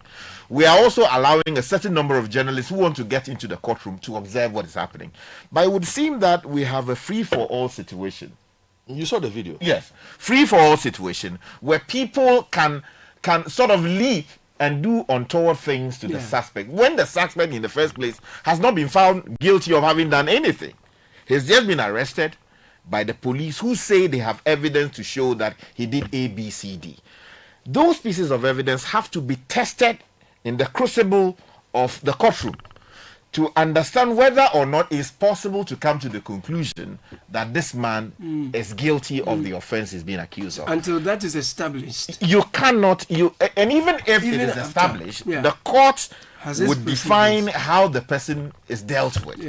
Now, all of these things I'm talking about, you find the framework within Article 19 of the Constitution of the Republic. 14. And 14 in appropriate cases. So, and then also, you spoke about the lawyer. Yeah, Charlie, the lawyer, he had to enter the court again. Now, you see, the lawyer is operating also under the Constitution and by reason of his professional obligations. First of all, like I said, a person who is accused of a crime has to go through fair trial. Now, in the course of doing that, the Constitution says that you are entitled to a counsel of your choice. Which is to say that, okay, if I'm accused of something, knock on wood, Kakra, I can say that, oh, Kakra, please, I want you to represent me in this matter so that you can deal with this matter for me. Now, there's something known as the cab rank rule, which operates in the common law jurisdiction, which says that if you are a lawyer, or a number of lawyers have lined up, you are a lawyer, and then I have an issue and I come to you that represent me, right? There are only limited circumstances under which you can say, oh, you cannot deal with this matter. For instance, you don't have the expertise to deal with it. But under the cab rank rule, generally operating within a common law jurisdiction, you are to say that, okay, what's the issue? You need to deal with it. You can't discriminate. You can't say that for this matter. You can't pick and choose. It's just like you have a taxi rank. If a passenger comes to that taxi rank, the taxi that is loading, you get inside, right? The taxi driver cannot say that, oh, as for this guy, I don't like his face, or I don't like, how he's looking like, so I'm not going to accept him. So that is generally how the principle operates. So if I say Kakra should represent me, and Kakra feels that, oh, this matter is land law, maybe I don't have expertise in it, then she will say that in this particular case, okay, I may refer you to somebody, or that, look, I can't deal with this particular brief. So in some cases, if the person can't get a lawyer of his choice in this particular matter, because there are grievous issues at play, the court would even choose counsel to represent the person in court. At all times, someone must be represented by a lawyer. Because these are very heavy matters. Of course, in appropriate cases, you are entitled to represent yourself. But in this particular matter, we are dealing with something involving alleged killing of somebody else. It's not murder yet because it's not been proven in a court of law. Exactly. So the question is whether the family people are treating the lawyer in this case appropriately. In my respectful view, what they are doing is wrong. First of all, they are creating a hostile work environment for the lawyer. Secondly, they are undermining the accused person's right to a counsel of his choice.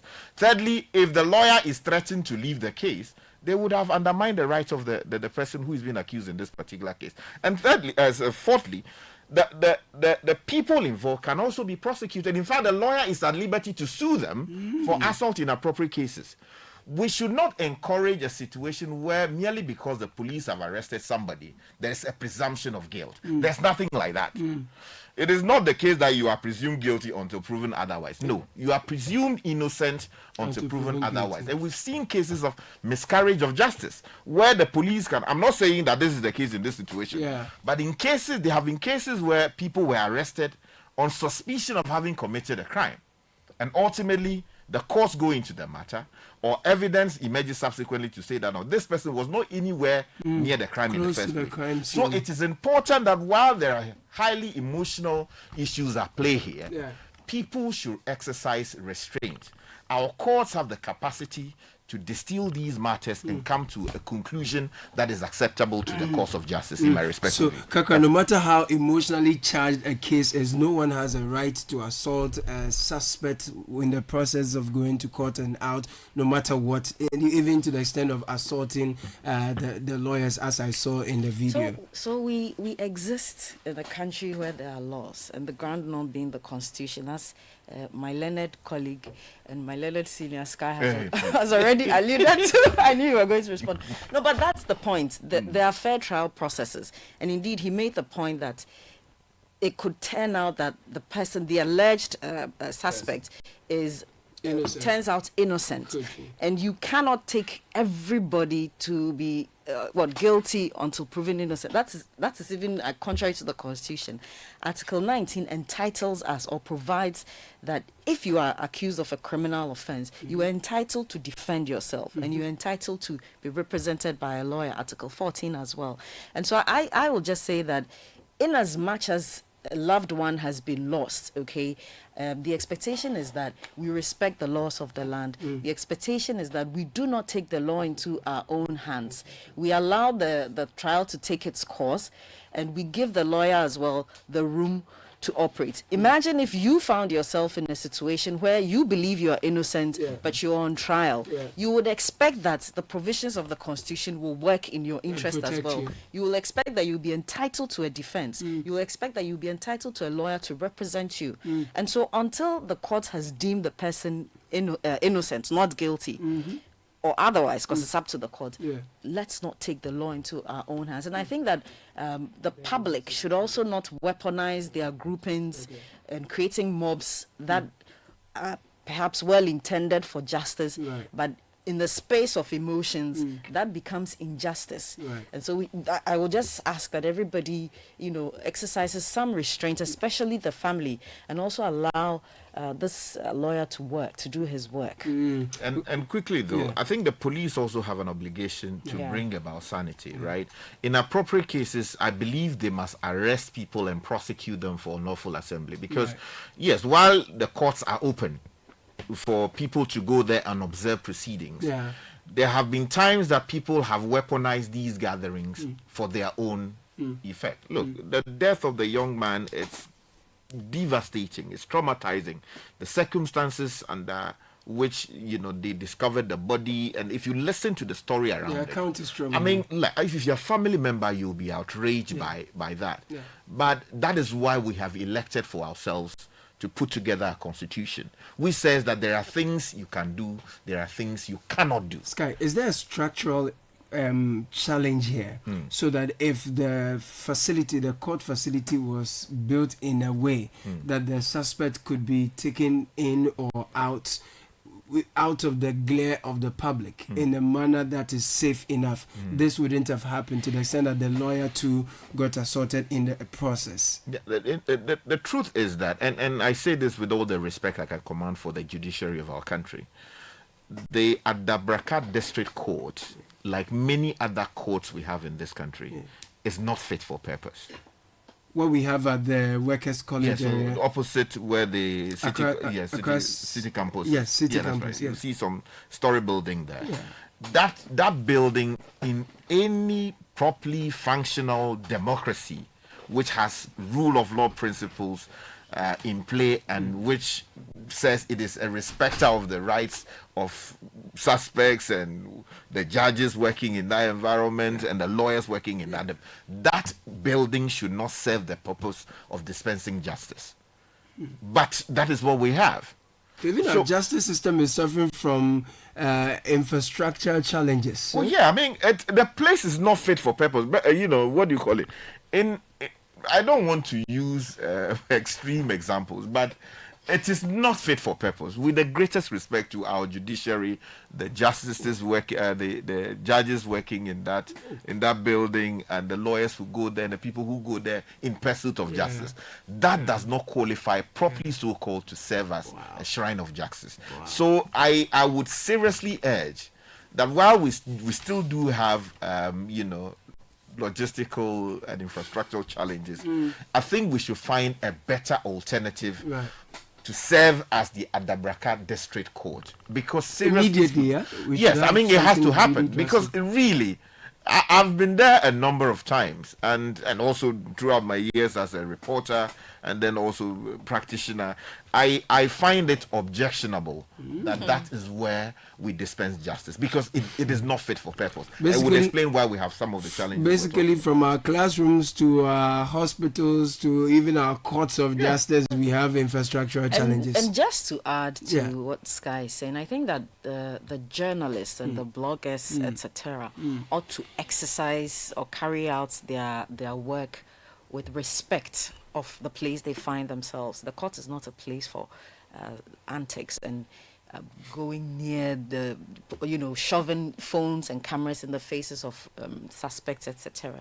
You need to ply your trade. Well, in this case, they were outside of the courtroom. It's still part of the court. You need to respect the rights of the individual who is also an alleged suspect. Well, so it's good learning for all of us this morning that, I mean, if someone is a suspect, no matter how emotionally charged the case is, no matter how wrong you think the person may be, once the police has named the person as a suspect, it does not automatically conclude that the person is guilty. The court has the ultimate responsibility to decide based on the evidence presented to it to pronounce someone guilty. And even after they are pronounced guilty, it does not lie in your power to exert justice or harm the person in the process. And no matter how bad a case is, everyone is entitled to a lawyer. And you do not go about inflicting harm on the lawyer or threatening the lawyer, whether verbally, physically, whatever it is we saw is reprehensible. Yeah, and the people who are in the business of taking lawyers to shrines, to pastors to pray. No, you don't mean it. Oh yeah, I mean, these are we face very serious threats in the course of our duty. No, they take you to shrine.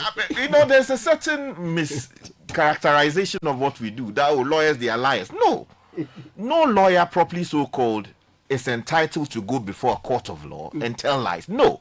When you do that, the General Legal Counsel has the authority to remove the cloak of or the bliss of authority around you. That is, take your robe and gown away, because you are supposed to assist the courts to dispense justice. Maybe they are seeking the assistance of supernatural powers to win the case in court. No, it's wrong. Look, we also have family. Like, we are basically assisting the courts to do what it must do. Right. That doesn't mean that we have taken the side of the other person and so we are supporting wrongdoing. No, the law says that we help in the process of justice being dispensed. So this idea of seeing us as enemies, insulting us, attacking us, taking us to juju people and all of that, it is just wrong. The last point to emphasize is that the police must also assist with all the infrastructural challenges we have and the public education we are trying to disseminate out there, so that families and friends of aggrieved persons can conduct themselves with restraint, while bloggers and journalists also discharge their duty with circumspection. We need the police to be also up and doing to protect the suspects and the lawyers and all officers involved in the dispensation of justice. That's very important. And these bloggers, they have become a new menace, it will seem. With the greatest respect to them, I think there's the lack of professionalism in how many of them are handling, how they cover events and all of that.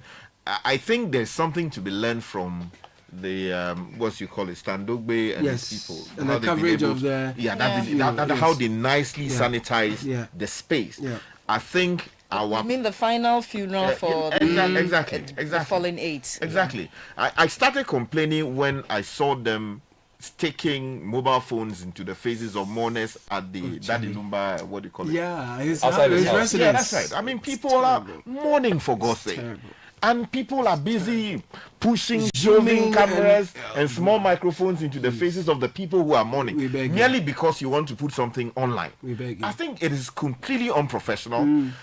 We should be talking about a way of regulating that space without undermining the right to what you call a free expression. That's very and important. media freedom. It's important. That's very important. We'll jump into tech and social media trends very shortly. Just to let you know that later this morning we have EdTech Mondays and we're having a conversation of the role of parents supporting children's digital learning. The digital uptake is becoming a challenge for parents and their kids, so we'll try to explore that. But on tech and social media this morning, Godfred Akutubuafu will be assisting us with that. It's brought to you by Telecel and First Bank Ghana's junior internship program. It is back and ready to inspire the next generation.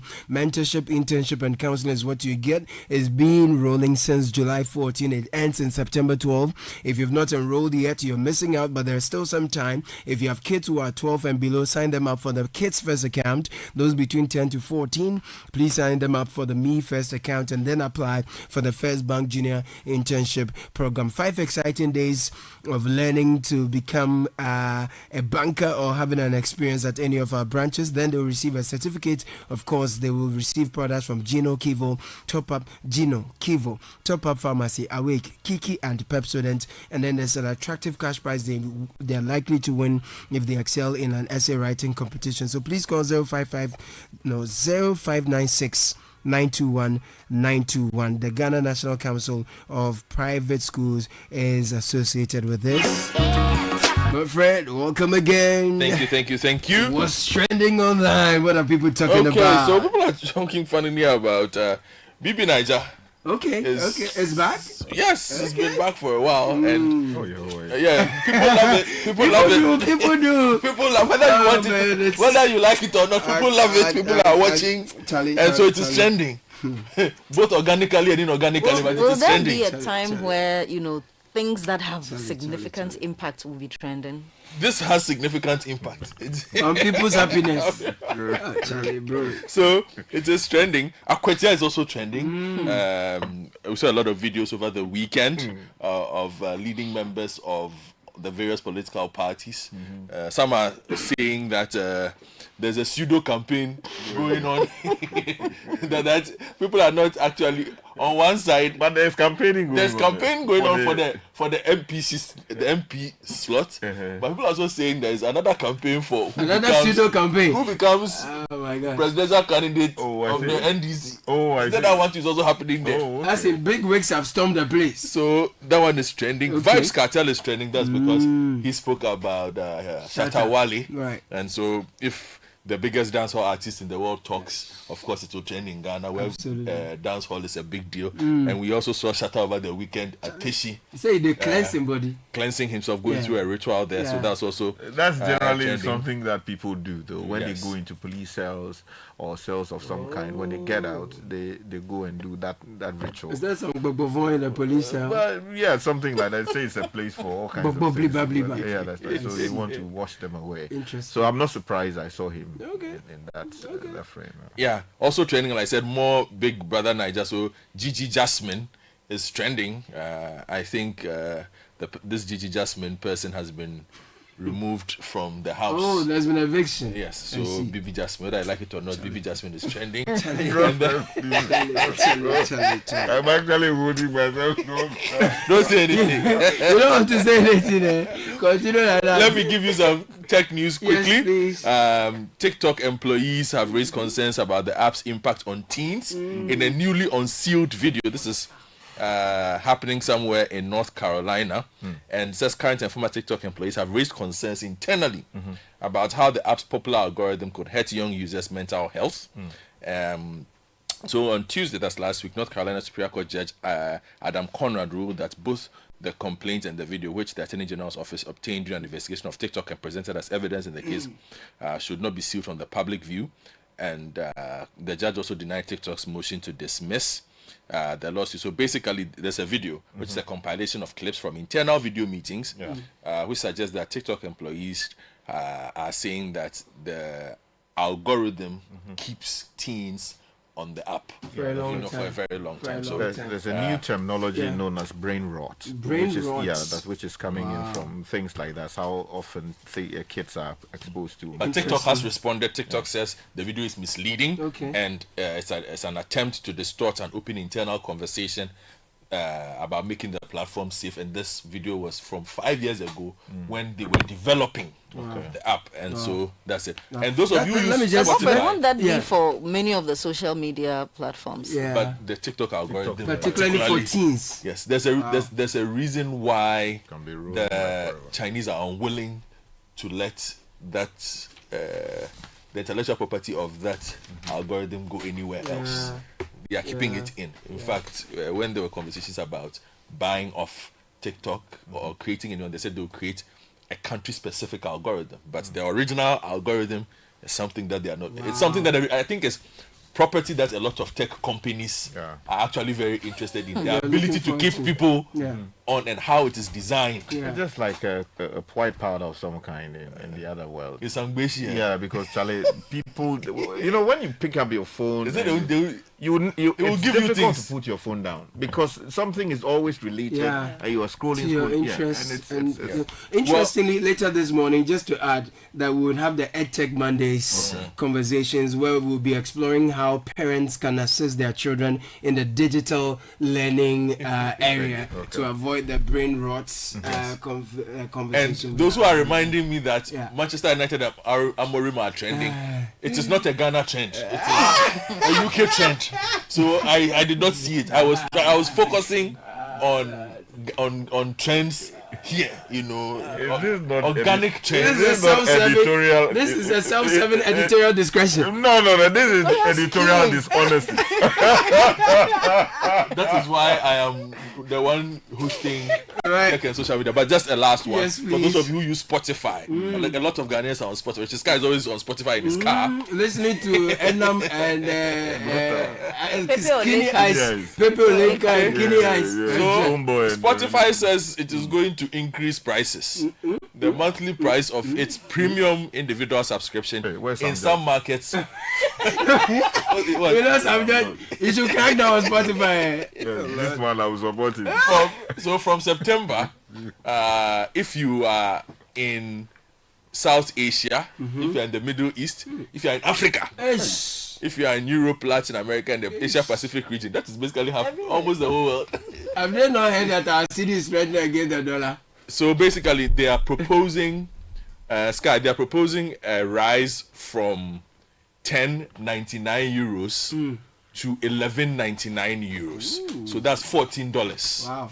Now you'll be paying $14 for your premium individual subscription come September, according to Spotify. Right. Wow. So that was the tech and social media trends.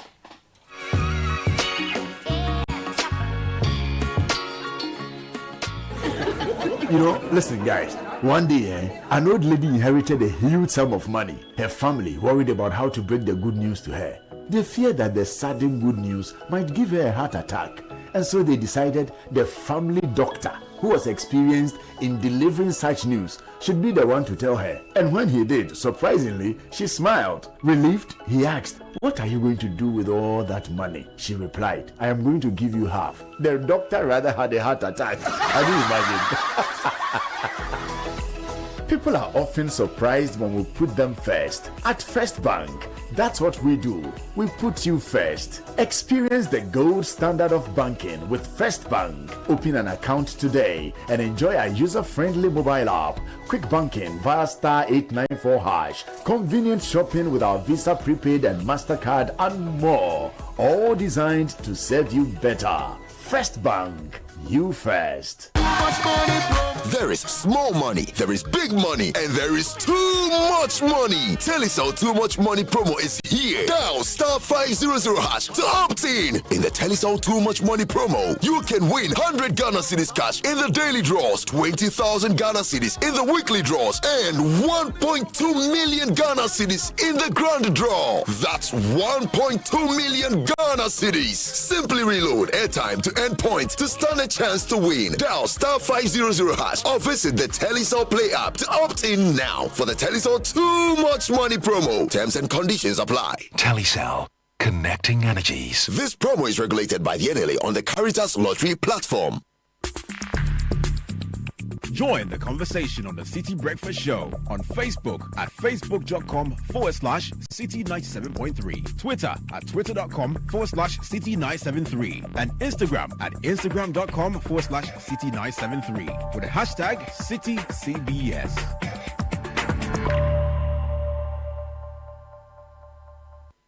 Charlie, parenting is no joke, so let's make it a little easier. The DC Back to School Discount Fair is bringing all the top suppliers of school items under one roof on the 29th, 30th, and 31st of August at the former Dansuman Melcom behind Dansuman Post Office. From 9 a.m. each day, you can get school bags, kids' shoes, books, electronics, stationery, water bottles, and everything your child needs at huge discounts of up to 50%. Yes, side attractions for kids include bouncy castles, cotton candy, popcorn, ice cream, and more. The DC Back to School Discount Fair is proudly sponsored by EcoBank and Enterprise Life with media support from Citi FM, Kantanka TV, and Springboard Studios. Call 026-222-0042 for details.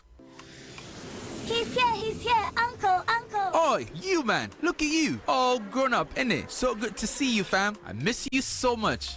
So good to be back home, bruv, innit? I can see a lot has changed, mate. Home sweet home, innit? Sit down and let me serve you something delicious. The food is looking good, fam. Of course, some things never change. Just like how Gino tomato mix still gives my food that rich color and unique natural taste every time. Hey, sister. Papupun sanwan kasa. Just like I remember. Inquire. Jollof ne die. Jaika. Eye danka sankasa. Hey, ente dwane na ma ukasa na sisa sisi. Say Gino die. Efie ni fie.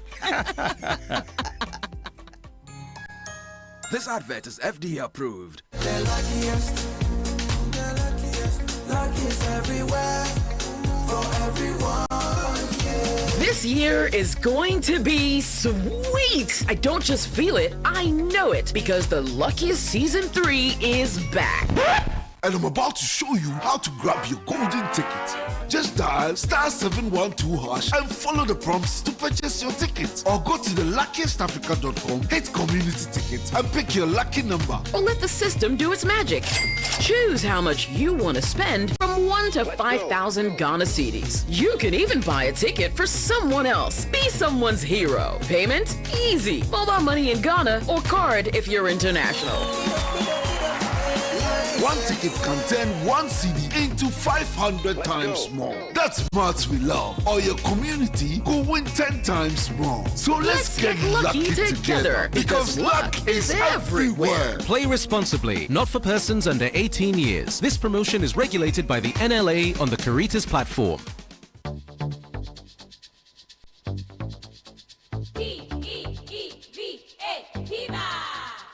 Looking for a burst of flavor in every sip? Discover the refreshing taste of Piva beverages. Enjoy the classic Piva Cola flavor, perfect fit anytime. How about a fruity adventure? Try our delightful Piva orange fruit drink packed with recognized citrus flavor. Craving something exotic? Our Piva cocktail fruit drink brings the tropics to you. For a sweet and juicy treat, grab our grapefruit drink and don't miss out on the refreshing Piva Tangerine fruit drink, bursting with tangerine flavor. Piva Cola, Piva Orange, Piva Cocktail, Piva Grape, Piva Tangy. Grab yours today. Available now at your local store. Call us on 055-00-322-31. Piva, a taste you'd love. This advert is FDA approved. P for Piva. Charlie, not again. And I need to return this car by Friday. No money and payday is 3 weeks away? How do I fix this? How? Bank loan, account setup, long process. Nah, forget it. Let me see if Fafa can help. Yes. Fafa from Bank of Africa can sort you out fast. From engine repairs to school fees or side hustle support, Quick Fix Loan from Bank of Africa is here for you. Call 030-224-9690 or chat Fafa at boaghana.com and take advantage of the Quick Fix Loan for salaried workers, offered at an unbeatable interest rate with no cash deposit required. Promo runs from now to 31st October. T's and C's apply. Hey, Fafa, wait here.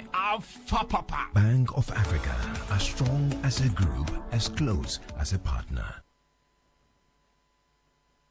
This is the City Breakfast Show, the city's biggest conversation.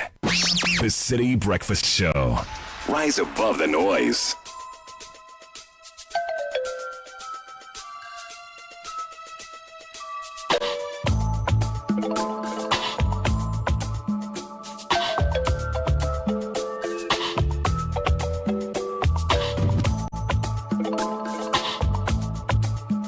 It's 21 after 8 from Wiggle Vision Limited, Ghana's leading tech company. Comes Frog, the ultimate platform for USSD, OTP, voice and bulk SMS messaging.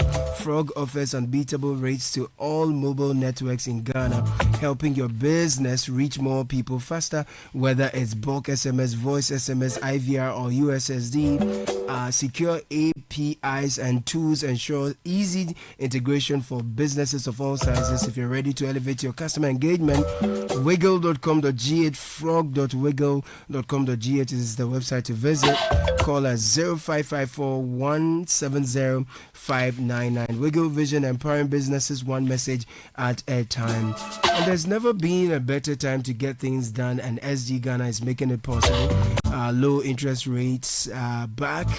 Asante so is what we call it. If you're a salaried worker, whether you're on controller and accountant general department payroll, you're working with an SG Ghana listed institution, or you're already banking with SG Ghana, this is your time. From now to the end of September, apply and receive a loan from us for your personal or business needs. Asante so is the promo. Join thousands of Ghanaians transforming their lives with the money they need at the rates they love. 0302 214-314 is the number to call for more details about the Asante So Loans promo. SG Ghana, the future is you. Yes, and Caleb, your tomato mix should make cooking easier and fantastic. That's why Gino Pepe and Onion offers you a unique blend of tomatoes mixed with pepper and onions to make those delicious recipes come to life. No more wasting of time on blending or grinding any onions and pepper. You have it all in one. Now also saying, let's make some sweet, memorable moments with Gino Pepper and Onion to prepare your favorite stews, jollof, soup, and many more. You can find Gino Pepper and Onion in any open market, retail shops, supermarkets, and many more. Gino truly cares. Life is full of surprises. When the unexpected happens, you need support that's convenient and fast. With over 180 years of expertise, Old Mutual understands that you don't have to wait for what is rightfully yours. You can make claims of up to 3,000 Ghana cedis instantly on all your savings policies. No long waits, no paperwork. Simply claims paid instantly. Call Old Mutual today on 030-7600 or visit www.oldmutual.com or WhatsApp on 050-833-3537. Old Mutual, do great things every day.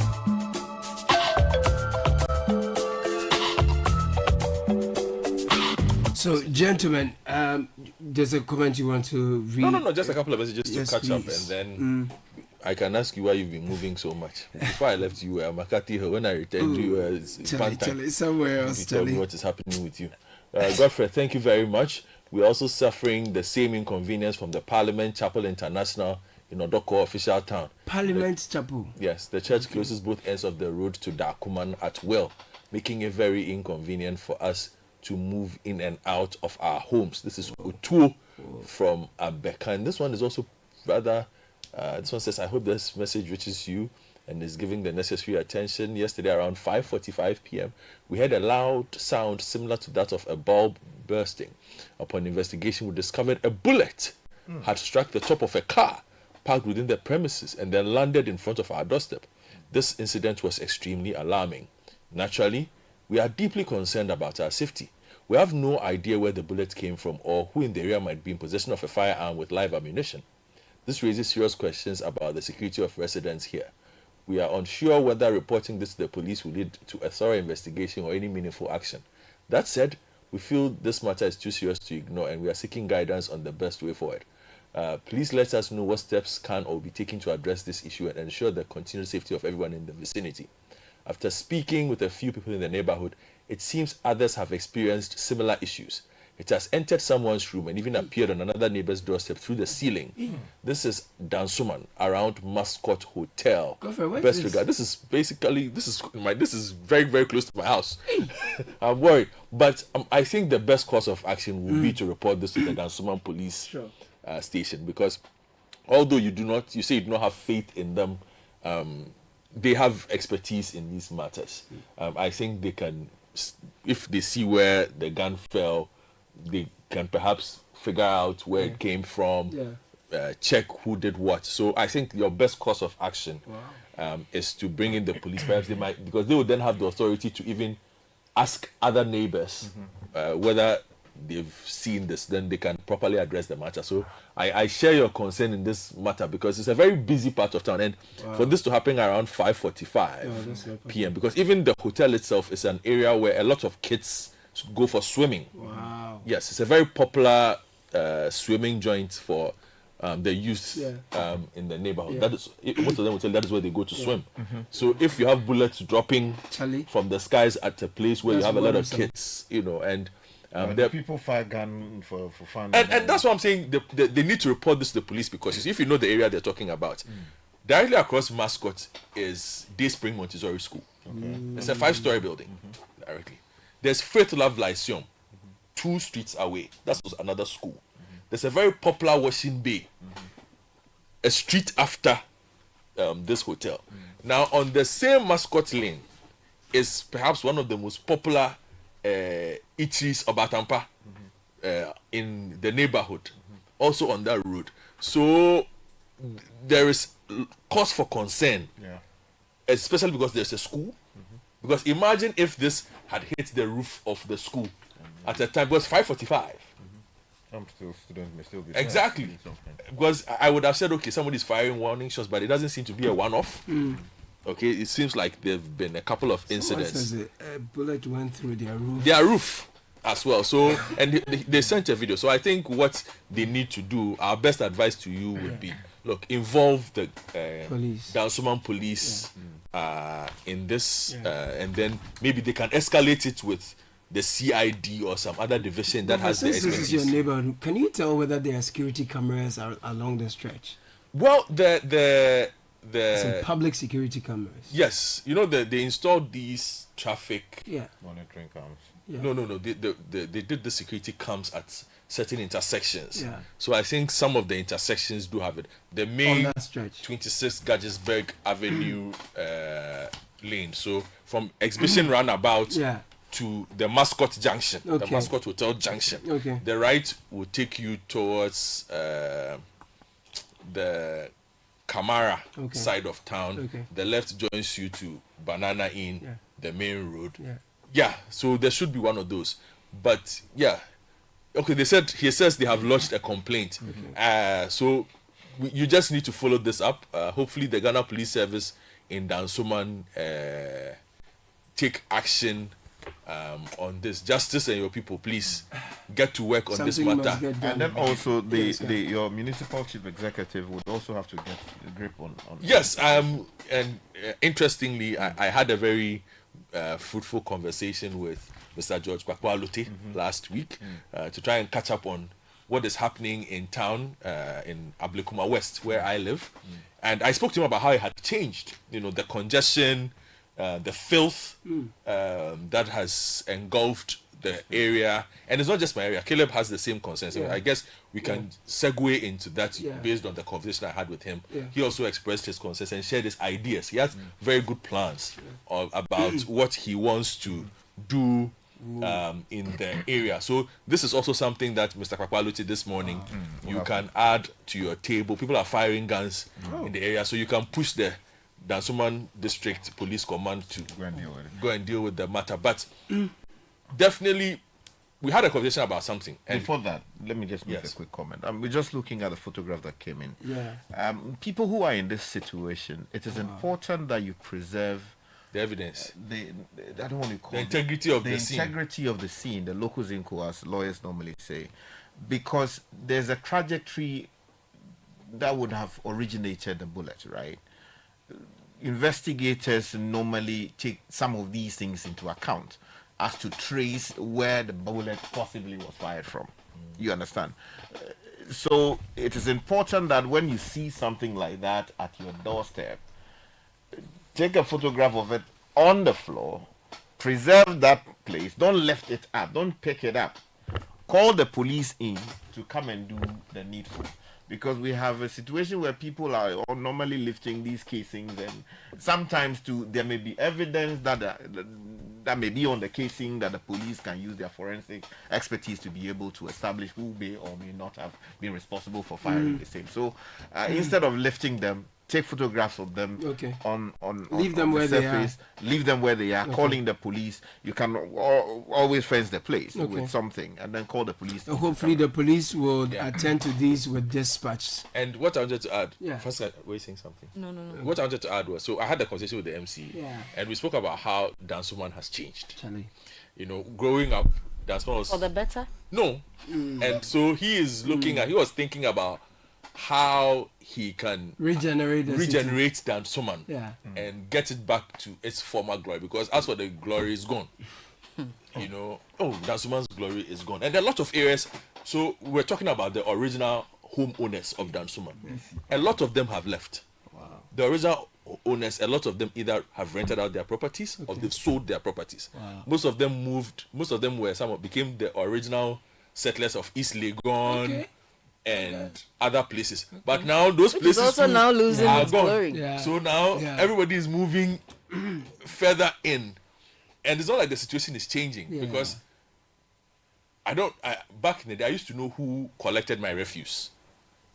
It was Liberty Waste for a while. Then I think it got rezoned without nobody told us it had been rezoned. Then suddenly it stopped. I haven't had an official waste collection company in my house for 10 years. 10. Yes. And I live in proper Dansoman. And I'm sure a lot of people who live in other places, I don't know. So it is these tricycles that everybody complains about who have now created a niche for themselves.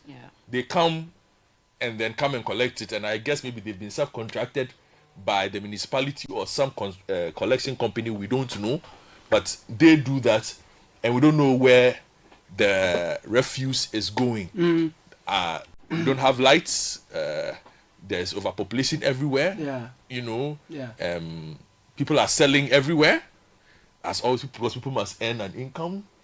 But like I was telling you, where the road on which I learned how to ride a bicycle and play football, I cannot, my daughter cannot do that because there's a brothel there now. So it is not possible for her to walk down that road. It's not possible for her. After 6 p.m. People are saying... by 6 p.m. both junctions. If I move my car left, right, I'll be stopped.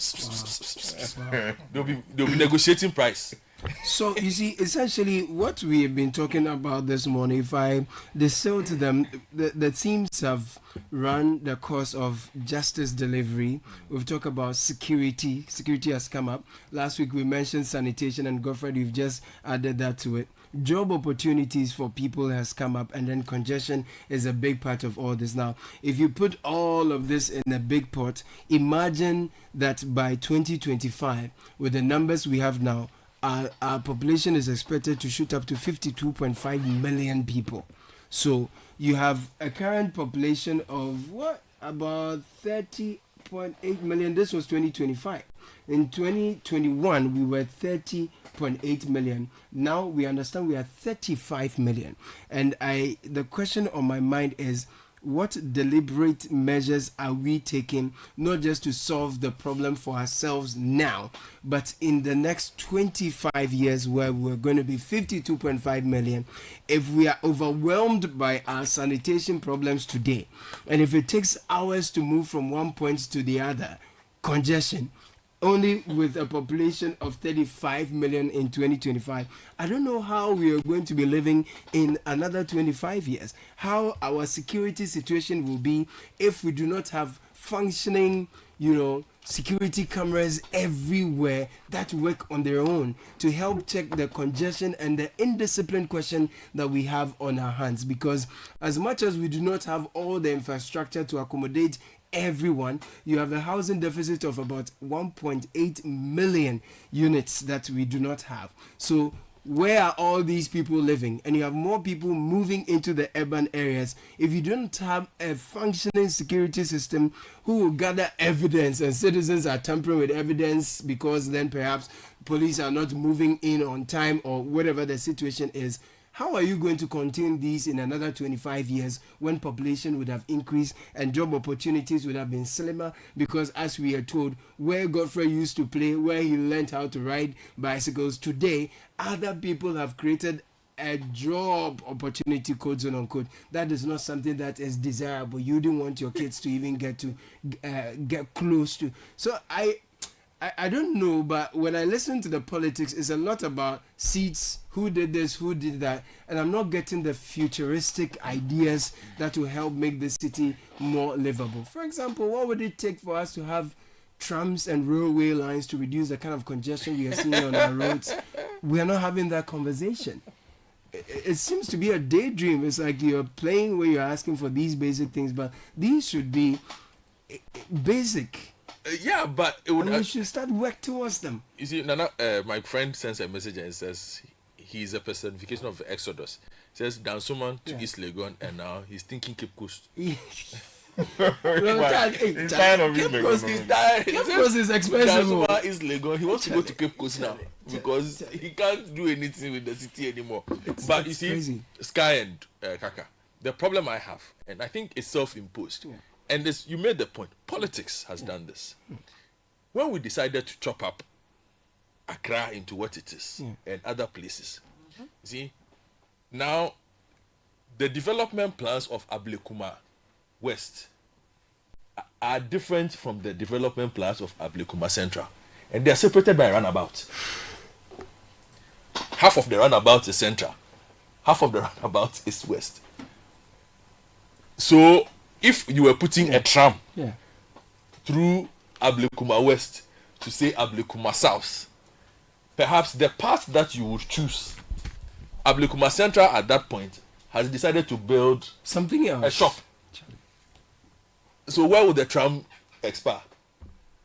You see, so we have just not created the environment where there can be seamless integration of development now.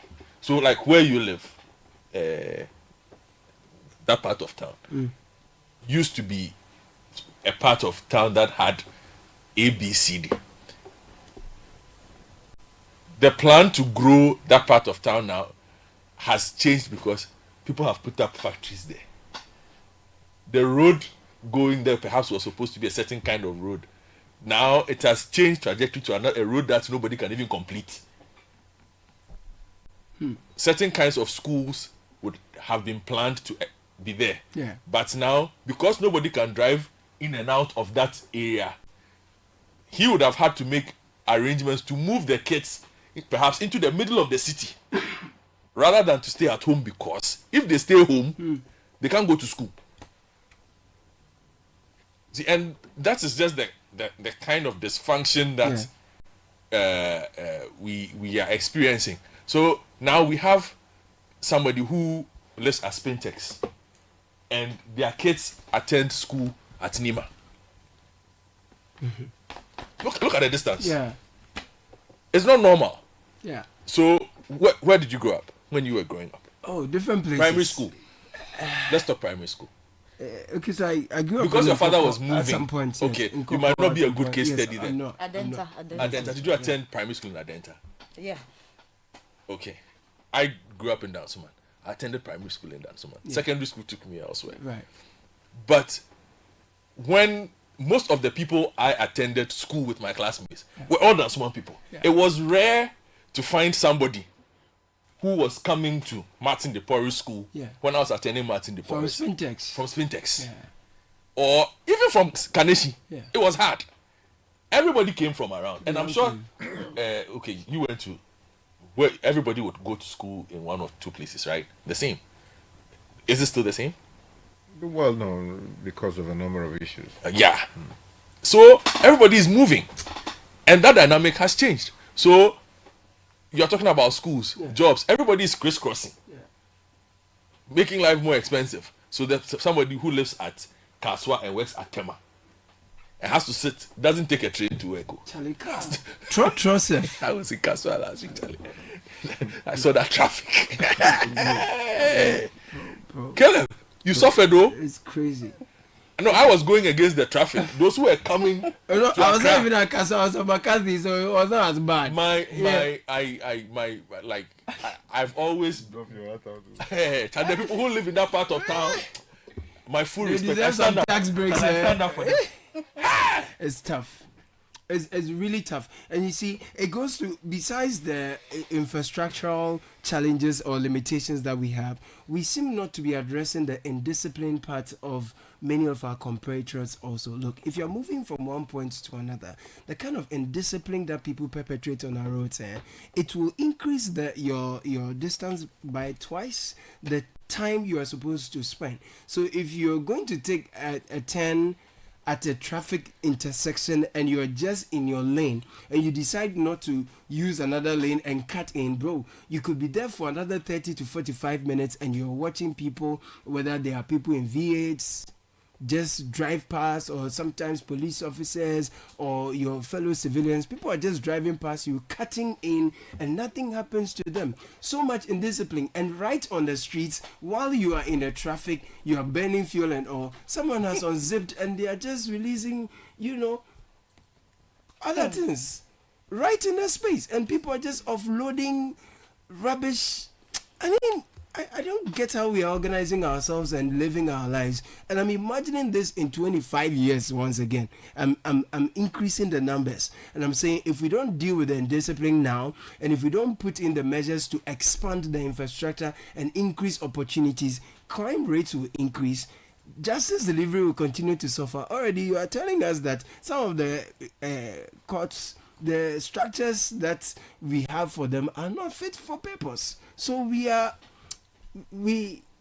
sitting on a ticking time bomb, really, and we don't have to be tickling ourselves and laughing, because the real deal will explode in our faces very soon. I agree with you and the concerns that you have raised, and we've raised these matters ad nauseum, hoping that the people who matter will take a decision on them. Except that even when there are changes made to who should be in power and who should not be in power, nothing changes in terms of how the overall outlook of the city is seen and what makes the city function. You can't seem to really get your head around that. Because look at it. I mean, we had an administration that failed at many things in forming a decision to put them out. Then we brought in a regime we expect to reset many levels of our national life. Now, one of those critical areas is what you're talking about, the general outlook of the city of Accra, the city of Kumasi, Ho, Tamale, and all of these places, so that there's some decency, some dignity around how and where we live. But unfortunately, I mean, people might say it's too early, but it's been 8 months into the life of the new administration. And if we are going about, we are resetting everything, we should be seeing a sense of urgency in how we tackle matters having to do with indiscipline on the roads. We should see a sense of urgency in how we tackle the huge rubbish that we see engulfing the city of Accra and beyond. We should see, robust efforts to tackle criminal activity across, the country. But it would seem that very little is happening. The big ticket items that they seem to concern themselves with is how to hold the cedi, up against the dollar, which, they seem to be doing a fine job with, according to the experts.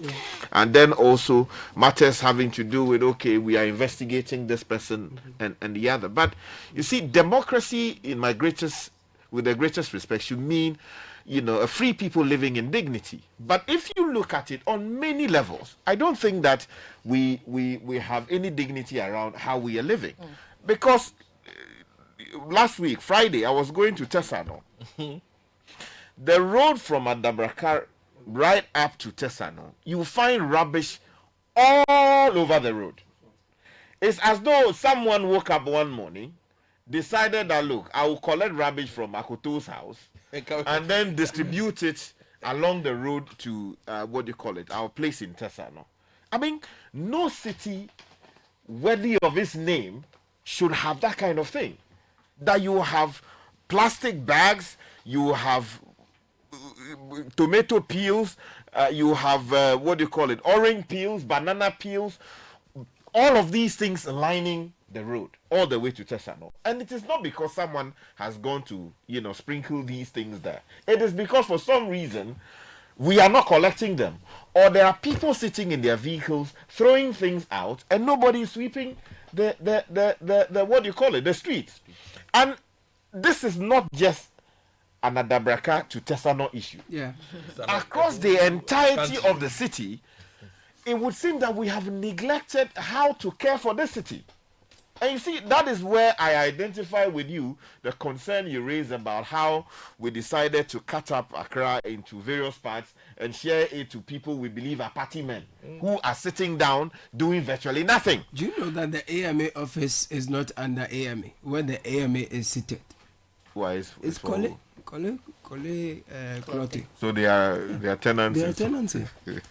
When you check the map, the AMA office is not. You see, I want to believe, and I want to submit respectfully, that research should also mean, in appropriate cases, putting Accra back together, putting Kumasi back together, and all these other municipalities or cities that we have cut up, putting them back together and enforcing the laws that matter. Because, I mean, what is the use putting 10, 15 people in offices?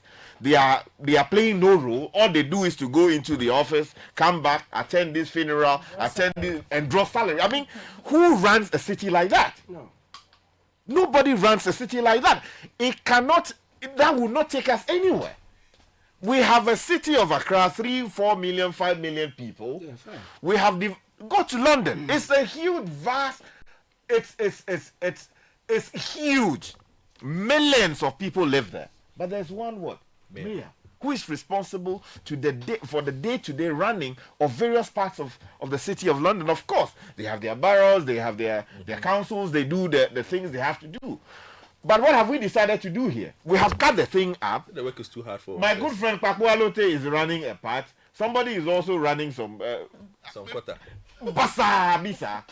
I respectfully say that the President of the Republic, if he really wants to leave a legacy, this is his legacy term. If he wants to change something, I think the time to do that is now. If that includes putting them back together, which is what I am for, that should happen. And let's see some real action, because the multiplicity of MCEs is not helping us in any way. Kakra. I just want to add, and I think as my colleagues have expressed, especially Sky, there's a certain lax or failure on the part of is a local authority or law enforcement, and so that creates a certain gap, which is everybody doing whatever pleases them. If I'm driving and I have some rubbish in my car, I just leave it on the traffic light at American House and hope that, the assembly will come and deal with it. I'm pointing to a certain civic irresponsibility. Okay, the fact that local authorities, law enforcement are failing to do their job or are unable to do their job does not mean that citizens should also act as they please and take matters into their own hands. There's a certain responsibility that citizens must equally show. I think increasingly there's a lot of indiscipline all over. You can't drive 200, 300, 500 meters and not see, some litter along the road. And we need to act. We need to be responsible citizens. In as much as we demand, from the governors, we demand that laws are enforced, we demand that local authority does their job. We also need to play our part in this whole governance as citizens, as responsible citizens, to be mindful of our actions, to be mindful where we are dumping refuse, to be mindful how we drive, to be mindful how we even, exercise some of our rights. For instance, massing up when people in high-profile positions are arrested. Can we not organize demonstrations to demand a cleaner city as citizens? We can do that for politically exposed persons or high-profile persons, but we can't do that. We can't do that for our own interest. They will share money. Very well. If they share money and you take that, we are all living in a filthy city. I think we need to reflect as citizens. Yes. Let me bring in some messages that have come through. Caleb, I agree with Godfred. I stayed in Dansuman. Sanitation in Dansuman now is very bad. People lift a whole poly bag filled with refuse and dump it into gutters. Andy sent that from Dansuman Atomic Bus Stop. Dansuman Children's Park used to be a place where both kids and adults could hang out. The former MP did a renovation of the court and locked it up for some years. There used to be swings and trees where you could just sit and have fun. Well, I've registered for Zoom Lion. This year they've come mostly once a month to pick refuse at Fafraha whenever they feel like it. Yet on the first day of the month, they give a bill of more than 170 cedis. This August, they haven't come. Eddie sent that from Fafraha. Hi, Caleb. I shared the thoughts of Godfred on the show this morning about Dansuman. It's really sad, but I plead with the AMA to take a serious look at Ablekuma Central, specifically at Abiokoshi around Kwame Nkrumah Flats towards Radio Gold, Salvation, towards Kolebu. People are just putting containers on the pavement where we used to have huge neem trees that used to adorn the road and served as windbreaks. It's really terrible. The place he's talking about, it's been turned into, it's a very popular bar now at the junction. But you know the place, 2 junctions before your side. It's a bar. People go there to enjoy themselves. What is this thing about every small space we see, we for do some business there? Yeah, we can't let the space alone. We must make money with every space. I don't get it. And it creates congestion. When the assemblies are trying to decongest, then we becomes a problem. Caleb, anyway, let me finish the messages for you. Please. Okay, it says it's about time we categorize major suburbs in Accra. Dansuman, Legon, Jodo, etc. can have their own mayors and city council officials. In Ghana, the decentralization politicians talk about is on paper. Guys, my question is, have we a society through morality and culture of excellence in the gutters? Those two are the building pillars of every society. All the discussions you have this morning centered on our culture of excellence to do things and get them right, as well as our discipline not to swindle our neighbor or treat them wrong. What have our older generation done in this respect to ensure that this is instilled in every Ghanaian? Thank you very much, Godfred. If you are building big, Vaneado is ready to build with you. From high-end apartments to office blocks, hotels to private homes, Vaneado, trusted name for premium finishes. Finishes at project-friendly prices. We supply luxury bathrooms, Cavallini kitchens, tiles that combine international quality with unbeatable value. Perfect for architects, contractors, developers, and interior designers. The best part is Vaneado offers bulk deals, especially special project pricing, tailored packages to suit every skill. We don't just supply, we partner with you to deliver excellence on time and on budget. Visit the Vaneado showroom on Ring Road, opposite Laboni Junction, or call on 055 000 0031 0244 380293. Speak with our projects team. Vaneado, powering bold projects. And if you're looking for land, a home, or renovating, or you're looking to go smart with your current space, or you are a construction company trying to scale up with the latest digital solutions for creating the ultimate in luxury design for modern living spaces, then don't miss the Graphic Greta Home Fair and Housing Dialogue. Accra Mall Food Court is where it's happening from 28th to 30th of August 2025. 10 a.m. to 7 p.m. each day is the time. You will get to meet top vendors in housing, construction, decor, landscaping, digital home solutions, etc., etc. 0548 019572 is the number. Graphic Greta Home Fair and Housing Dialogue is powered by MTN everywhere you go. Caleb, do you want a British degree at a fraction of the cost? That won't be bad. Looking for a vibrant That won't be student bad. experience in a country that builds your confidence and equips you with real-world employability skills? Enjoy all these and more with scholarships available to support your academic journey at Lancaster University, Ghana. Be taught by expert faculty trained to UK standards right here on our campus in Ghana. Visit www.lancaster.edu.gh or send an email to admissions@lancaster.edu.gh, or you can also call 0248 656 274. Lancaster University, Ghana, the only British university campus in West Africa. National Information Technology Agency (NITA), the national ICT regulator, an agency under the Ministry of Communication, Digital Technology and Innovations, brings to you this year's National ICT Week. The theme, Ghana as Africa's Digital Trade Hub, Innovation, Policy and Partnership for the Future. The venue is the Accra International Conference Center, AICC. It's from Monday 25th to Thursday 28th August 2025. 9 a.m. to 3:30 p.m. each day. This event brings you a lineup of impactful discussions, exhibitions, and engagements that highlight Ghana's leadership in digital on the continent. Join us as we connect policymakers, industry leaders, innovators, and the public, all working together to shape the future of digital trade in Africa. Look forward to a conversation on the role of parents supporting children's digital learning on EdTech Mondays, Ghana. That is coming up shortly. Now, the Mobile Money Festival train dubbed Momo Fest 2025 is hitting Osu Homo Festival.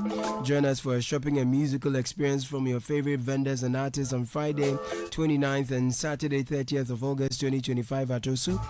Come and experience cashless market with over 50 top-tier vendors in Accra, up to 20% discount on goods and services on sale, a chance to win up to 10,000 Ghana cedis in the Momo Keteke game show, education and awareness on Momo fraud, amazing performances from your favorite artists as well.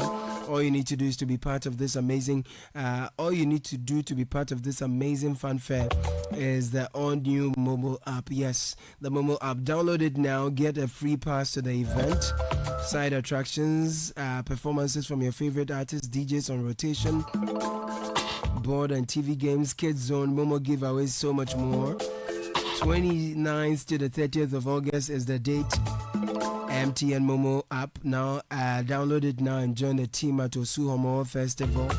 MTN Momo. Just Momo it everywhere you go. Momo Fest is powered by Momo from MTN and proudly sponsored by MTN Business and IO Insurance.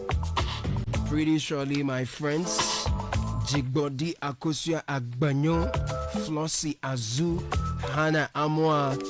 These are people who play in the education and the EdTech space. Social policy analysts, child protection advocates, child and youth development advocates, head of school, Safari International School. They join us in the studio to have a conversation about the role of parents supporting children's digital learning. If you're having challenges dealing with addiction with your kids and you want to have them take advantage of digital but they're abusing the platform, there's a conversation we are having shortly. Stay with us. This is the Citi Breakfast Show, the city's biggest conversation. Hello, everyone. Prices continue to drop at Electroland Ghana Limited. CDA Picky promotion on Samsung, TCL, Media, and NASCO Electronics. Get a NASCO 24-inch LED flat for $899 Ghana cedis. Starting from 2,999 Ghana cedis, you can get 6 kg NASCO washing machine plus a free gas stove. And the Media Inverter 1.5 HP R410 Unicool split comes with a free blender. And when you purchase 65, 75, and 85 TCL QD Mini LED 4K TVs, you will get a free TCL FHD Smart Android TV. Now buy a Samsung 578, 582, and 636-liter side-by-side refrigerators and walk away with free microwave grill. Go to our showrooms and dealer stores across Ghana now. Call 050-315-9739 or www.electrolandgh.com for inquiries. Hello? Yeah, hello, Sammy. Yo, bro. What's happening? Why? What happened? Charlie, my family just called me. They said the rains are chipping and eroding my house. Wait, which house? The one I just built. Your dream family house? Charlie, the rains are destroying it. Oh, my hard work, eroding my brew. Building dreams requires more than just materials. It demands a robust partnership.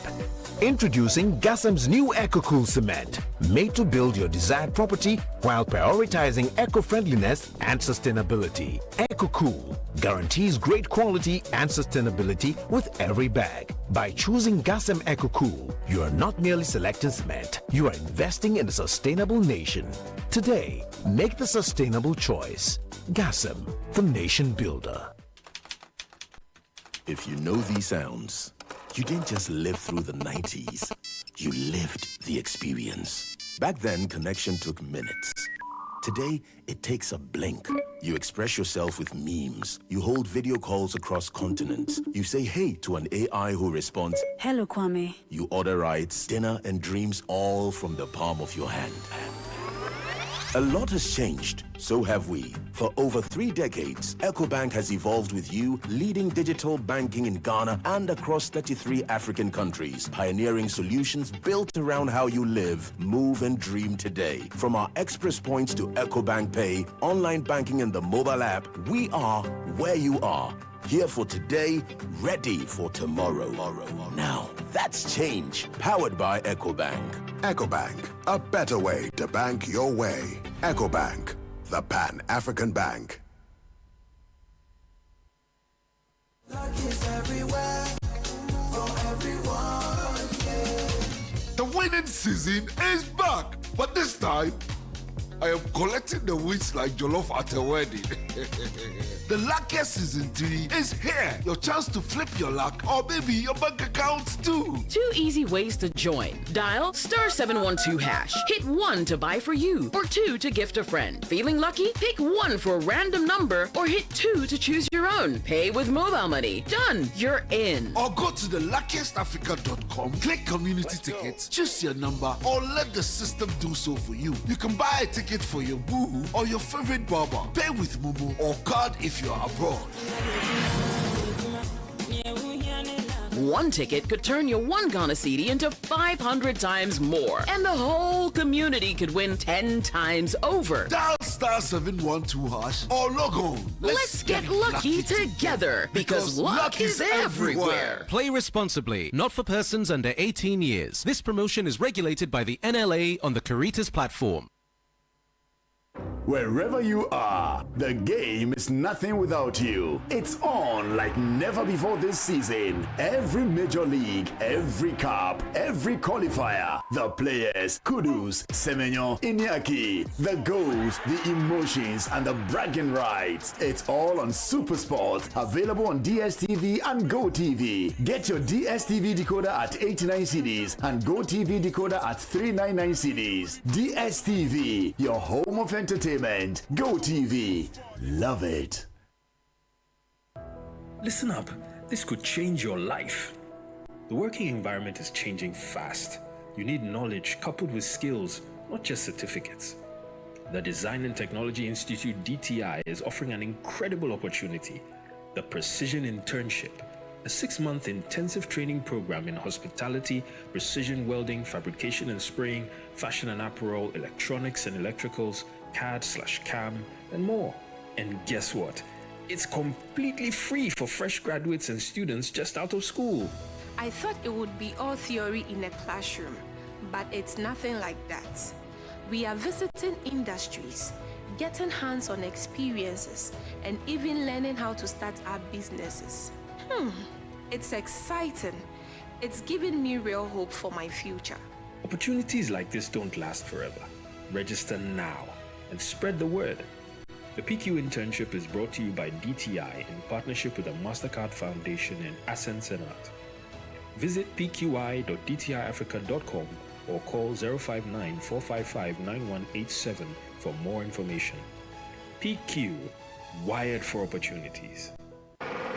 Hey, so what goes into building quality structures? I mean, literally, what goes into it? Wujaf, you don't want to be sitting here somewhere worrying whether or not you did a really good job. It's a very simple equation. If there's no diamond cement in the mix, massa, forget it. Don't start cry. Menye, diamond cement has been providing builders, block makers, and construction companies that peace of mind for years. Diamond cement is 42.5 R grade cement, unbeatable quality made right here in Ghana. And because we have your pocket in mind, we provide 32.5 R grade so that everybody getting on. No long talk, Jack. If there's no diamond cement in the mix, don't start. Locate Diamond Cement Ghana Limited nationwide with factories in Aflao, Takrady, and Buipe, or call 0244-313-368 or 0540-111-978 or 0202-021-175. Diamond Cement, still as hard as a diamond.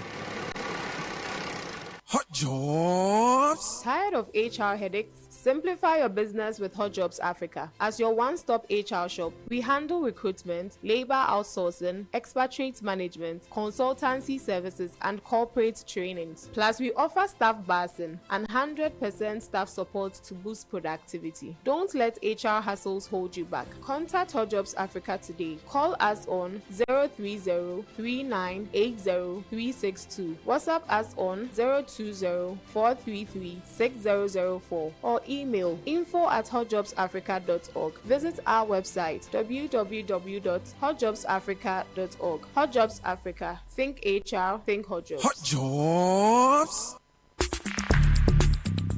Join the conversation on the Citi Breakfast Show on Facebook at facebook.com/Citi97.3, Twitter at twitter.com/Citi973, and Instagram at instagram.com/Citi973 with the hashtag CitiCBS. The Citi Breakfast Show. Rise above the noise.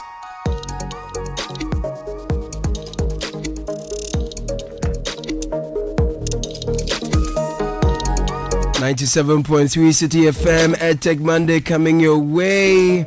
Today, August 25, 2025, we're looking at the role of parents supporting children's digital learning. I have fascinating ladies in the studio who have worked in the area to share some insights with us. EdTech Monday is an initiative of the MasterCard Foundation's Regional Center for Innovative Teaching and Learning and part of the Foundation's strategy to find solutions to Africa's youth employment by closing the gap in access to quality education and advancing the integration of technology in education policies and practices across Africa. EdTech Mondays builds on the Foundation's Young Africa Works strategy in Ghana with a vision that by 2030, the country will be a continental demonstration of young people, especially women, harnessing opportunities to shape the future of work and to create an inclusive economy with enhanced resilience for the most vulnerable. So MasterCard Foundation has partnered with Mest Africa to bring you EdTech Monday, which comes your way on the last Monday of every month. Catch the show live here. It's on Facebook as well, Citi 97.3 FM or Mest Africa. Joining us in the studio for today's EdTech Monday discussions, I have Flossie Azu. She's the head of School Safari International School. And then I have Hannah Amwa. She's a child and youth development advocate and a long-lost friend, Jigbodi Akosia Agbanyo. She's a social policy analyst, child protection advocate. Ladies, you're welcome. Good to have you all. Thank you. Oh, this energy is... I like the energy.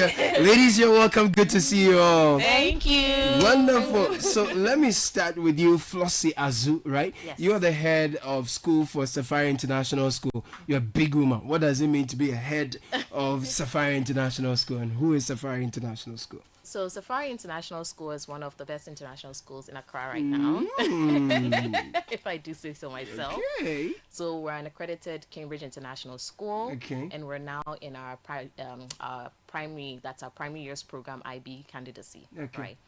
I don't know, what should I say about Safari International School? Kids love it there. Our model focuses on edutainment, so making sure that the education comes alive to the students. Okay. Right. So we have our students love coming to school. They enjoy being at school, and they take charge. They're agents in their learning, right? So we have a student-centered approach, very, very hands-on approach to education. I myself, my background is in education from inside the classroom up until the policy level, right? So I've had experience in early childhood education, in special education, and then also in education policy. So running programs with partners like Varkey Foundation, and running programs and events like in the national space. So you've been in education space through and through, right from beginning all the way till now, and you have lots of experience. You'll be unpacking and bringing your knowledge to bear on the conversation, the role of parents supporting the children's digital learning. We're happy to have you. So let me turn my attention to Hannah Amoa. Hannah is very calm, collected this morning. Are you always this cool? You're a child and youth development advocate dealing with children there. You can't be cool like that. Tell me about yourself, Hannah. Welcome. Thank you so much, Caleb. Thank you, MasterCard Foundation and Mest Africa, for having us this morning. I'm Hannah Amoa, a young lady who is enthusiastic and has a passionate outlook to life. I believe in hard work and social work. So I started with youth and child advocacy when I was very young. Okay. Yeah, so I noticed there were young Go on.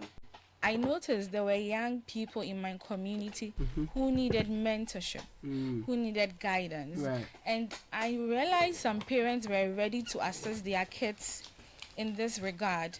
And I took it upon myself to assist these young ones by organizing seminars and conferences for them for free. Wow. Yeah. So we have worked on self-development for the kids.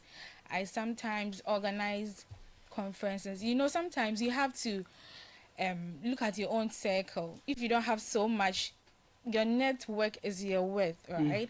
Yeah. So since I have friends who are in the medical field, sometimes I invite them over to talk to the kids on sensitive matters. Yes. So I've been running this for the past 10 years. Wow. I have a background in accounting and IT from the Pentecost University. Wow. I've had short courses with the HR Certification Center. Yeah, so they say it's never too late to start life. Right. Yeah, I'm currently trying to switch to the mainstream HR. Okay. And I think so far it has been great. Nice. So from your accounting and IT background, you've shifted into mentorship and guidance for children in schools, using your network to expose the kids to career counseling and also dealing with the kids at their level of needs, right? Yes. Very exciting. Good to have you. So Jigbodi Akosia Agbanyo. We met, where did we meet? This was before university, right? Perhaps, right? It's been a long time. So what have you been up to? Social policy analyst, child protection advocate. Tell me more about what you do now. Yeah, good morning to all your listeners, and I'm grateful for the opportunity to be here. My name is Jigbodi Akosia Agbanyo, as rightly mentioned. I have over a decade experience working with children, young people, and women. My interest areas as a social policy analyst on child protection, youth empowerment, and gender equality. And in those spaces, I've worked with diverse international organizations advising on youth inclusion policies, as well as researching and evaluating certain governmental policies and how it relates with the average Ghanaian. I've also trained caregivers on trauma-informed care and diverse child protection initiatives that provide support to different categories of people, including survivors of child trafficking. Right. I've also trained people on gender-based violence in different circles. Yeah, so I have an academic background in sociology and social work, and Right. also in law. Right. I'm currently in the Ghana School of Law, pursuing my professional education to get Wonderful. called to the bar. Amazing. Yeah, So thank you. all of you have over a decade experience working with kids, and that's something to be proud of. So let's unpack today's conversation. We're dealing with kids. I love kids. I try to spend a lot of time with my nephews, and a lot of times I step out and kids just run to me, and I wonder what they see or what they know. But they tend to kind of warm up to you when they see you. But I also wonder how parents do it, because the kids sometimes it's so difficult asking them to sit down, and at times the best time to get their attention or get them to be off your back and stop creating scenes is when you give them the tablets, by which time they give you some peace. But it's also happening that within that process, the risk could be a lot, whilst the learning opportunities to are many. So you are running a school, Safari International School. What's the role of parents in Ghana's digital education landscape, and why is their involvement crucial for the children's success? Okay. Hi. Thank you. So the Flossie. first thing, yes, this is Flossie. The first thing I'm going to say about that is, when it comes to educating children, right, it's a whole child approach. So it's not just about books and in the classroom. It's not just about teachers standing in front of students, but it's a proper partnership between home, school, and community, right? So parents are not adversaries. Parents are partners. So every school has to recognize that parents are partners, and parents also have to recognize that in choosing the appropriate school for your child, if you do have that choice, you have to understand that you are entering into a long-term partnership with the school, which comes which would work if there's a basis of trust, right? So you have to trust that you've made the right choice based on the information that you had at the point that you were making the decision to place your child in the school. Okay, hold your thoughts for me there. Let me come to Jigbodi also to find out, is it the case that the parents are, leaving everything to the schools and the digital space, and they are not playing an active role, for which we are trying to spotlight the role of parents in supporting children's digital learning? Yeah, that's actually true. There's a recent study by the Ghana Internet Service Foundation, if I remember correctly, and it says that there's only about 18% of parents who are actively involved in their children's digital learning journey, which means that generally most parents leave every aspect of their education, not just the digital learning aspect, to school, because they compartmentalize the children's lives so much that there's an assumption that when they go to school, they learn what they need to learn in school, and then it ends there. However, all these areas of the child's life overlap, from their education to their moral judgment to family values. All these things overlap, and parents need to be more present and observe and interact with their children more. It's difficult because of how, I would like to say, capitalism has stolen a lot of parents from their children, because money needs to be made. If you can afford fees at Safari, you need to make the money. Shots fired. You pay for quality. You pay for quality. Exactly. But which means that you have to, a lot of time is taken away from the kids, right? Exactly. But then there should be, the same way parents are able to draw up schedules on how their day should go, there should be an intentional time allocation for their children, even if it's at the end of the day, and having a conversation surrounding how their day went, what they learned in school, and how you can support in that regard. That is also being present in a child's life, and research has also shown that that is how children develop better and also produce better academic results, because of the idea that once the different compartments of the children's life are put in one beautiful holistic approach, then parents, teachers, and different state actors or stakeholders inherently provide that seasoned engagement that the child needs to be able to develop fully. So, Jibodi, basically, you're saying less than 20% of parents spend time with their kids, helping them with their digital learning experience and generally their holistic experience, because they assume that once I am breaking my back to pay the fees to put you in good schools, then the school should take care of everything. Okay. Can I chip ask, in? Yes. do we know that is the reason? Because we also have to look at what the structure is like. I'll give an example of Accra. Most people live at least a 45-minute commute from their job. That's true. Right? So you're spending over an hour each day, depending on what traffic is looking like and depending on whether it's Christmas season or not. Right? Getting to work and getting back from work.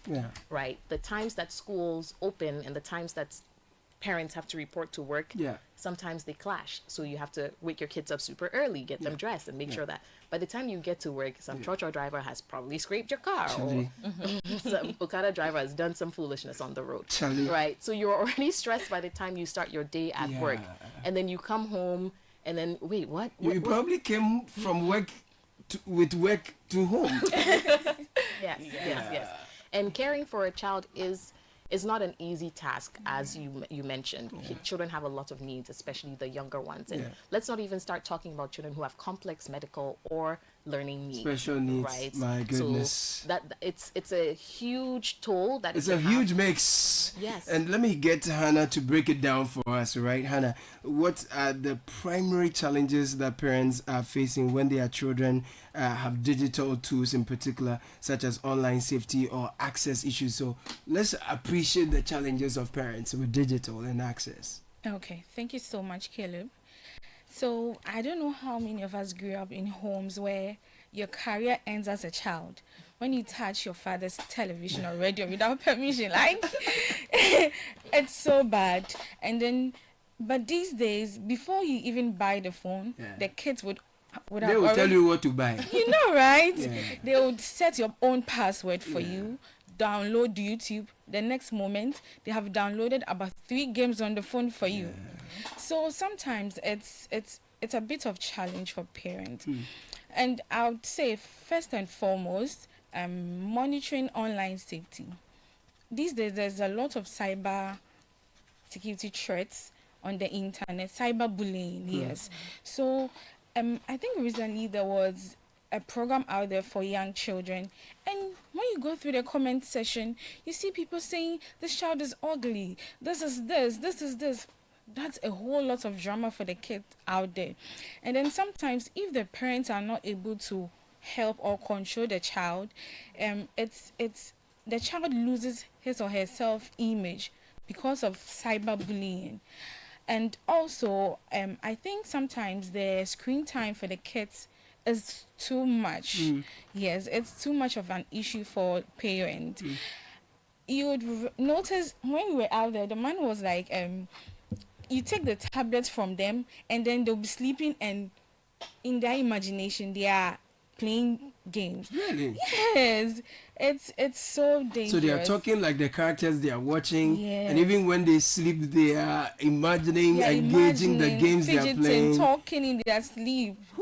Yeah. So I had this kid in my hood who was always on the phone, and it got to a point he had an eye issue. Yeah, he was blinking more than necessary. His eyes were always teary, and it's drained him mentally as well.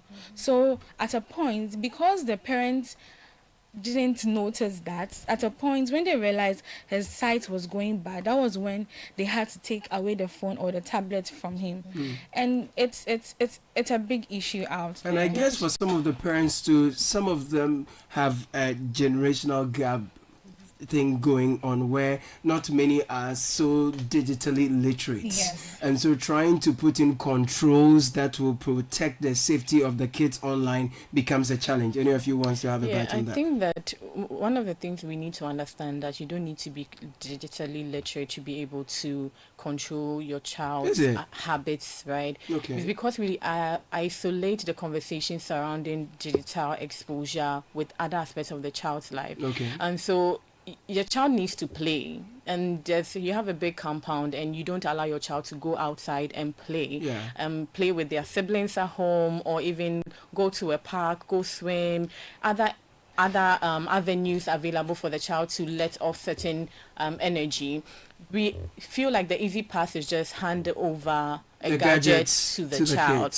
And we don't define what the clear rules are. So if you're giving a child a gadget, you need to let them know that you have this for an hour, and after an hour, we are Your going. screen time is done. Or right? you're only having screen time on the weekends. Exactly. Right. We don't have to leave children with digital gadgets, especially with internet, without supervision. Because if you don't limit the time they are exposed to some of these digital exposure in terms of what is going on online, they become addicted to it. That's true. And this also brings me back to the idea that in certain states you find out that the states put in measures to ensure that there's some safeguards put in place. There's like proper design code for children exposure to digital platforms. And so sometimes you scroll out to a point and then the app doesn't respond anymore because they don't exceeded your screen time. And that is something that the state needs to come in, because if those things are not put in place and hold big tech accountable in ensuring that children are safe online, we'll have those consistent attitude of children being glued to their gadgets. I think recently there was in the US, there's a woman who's suing an AI company for this suicidal. Her child committed suicide basically because he had self-harm tendencies and was communicating with the AI, and the AI kept confirming the things that the child was saying, and eventually killed himself as a result of that, which is very sad.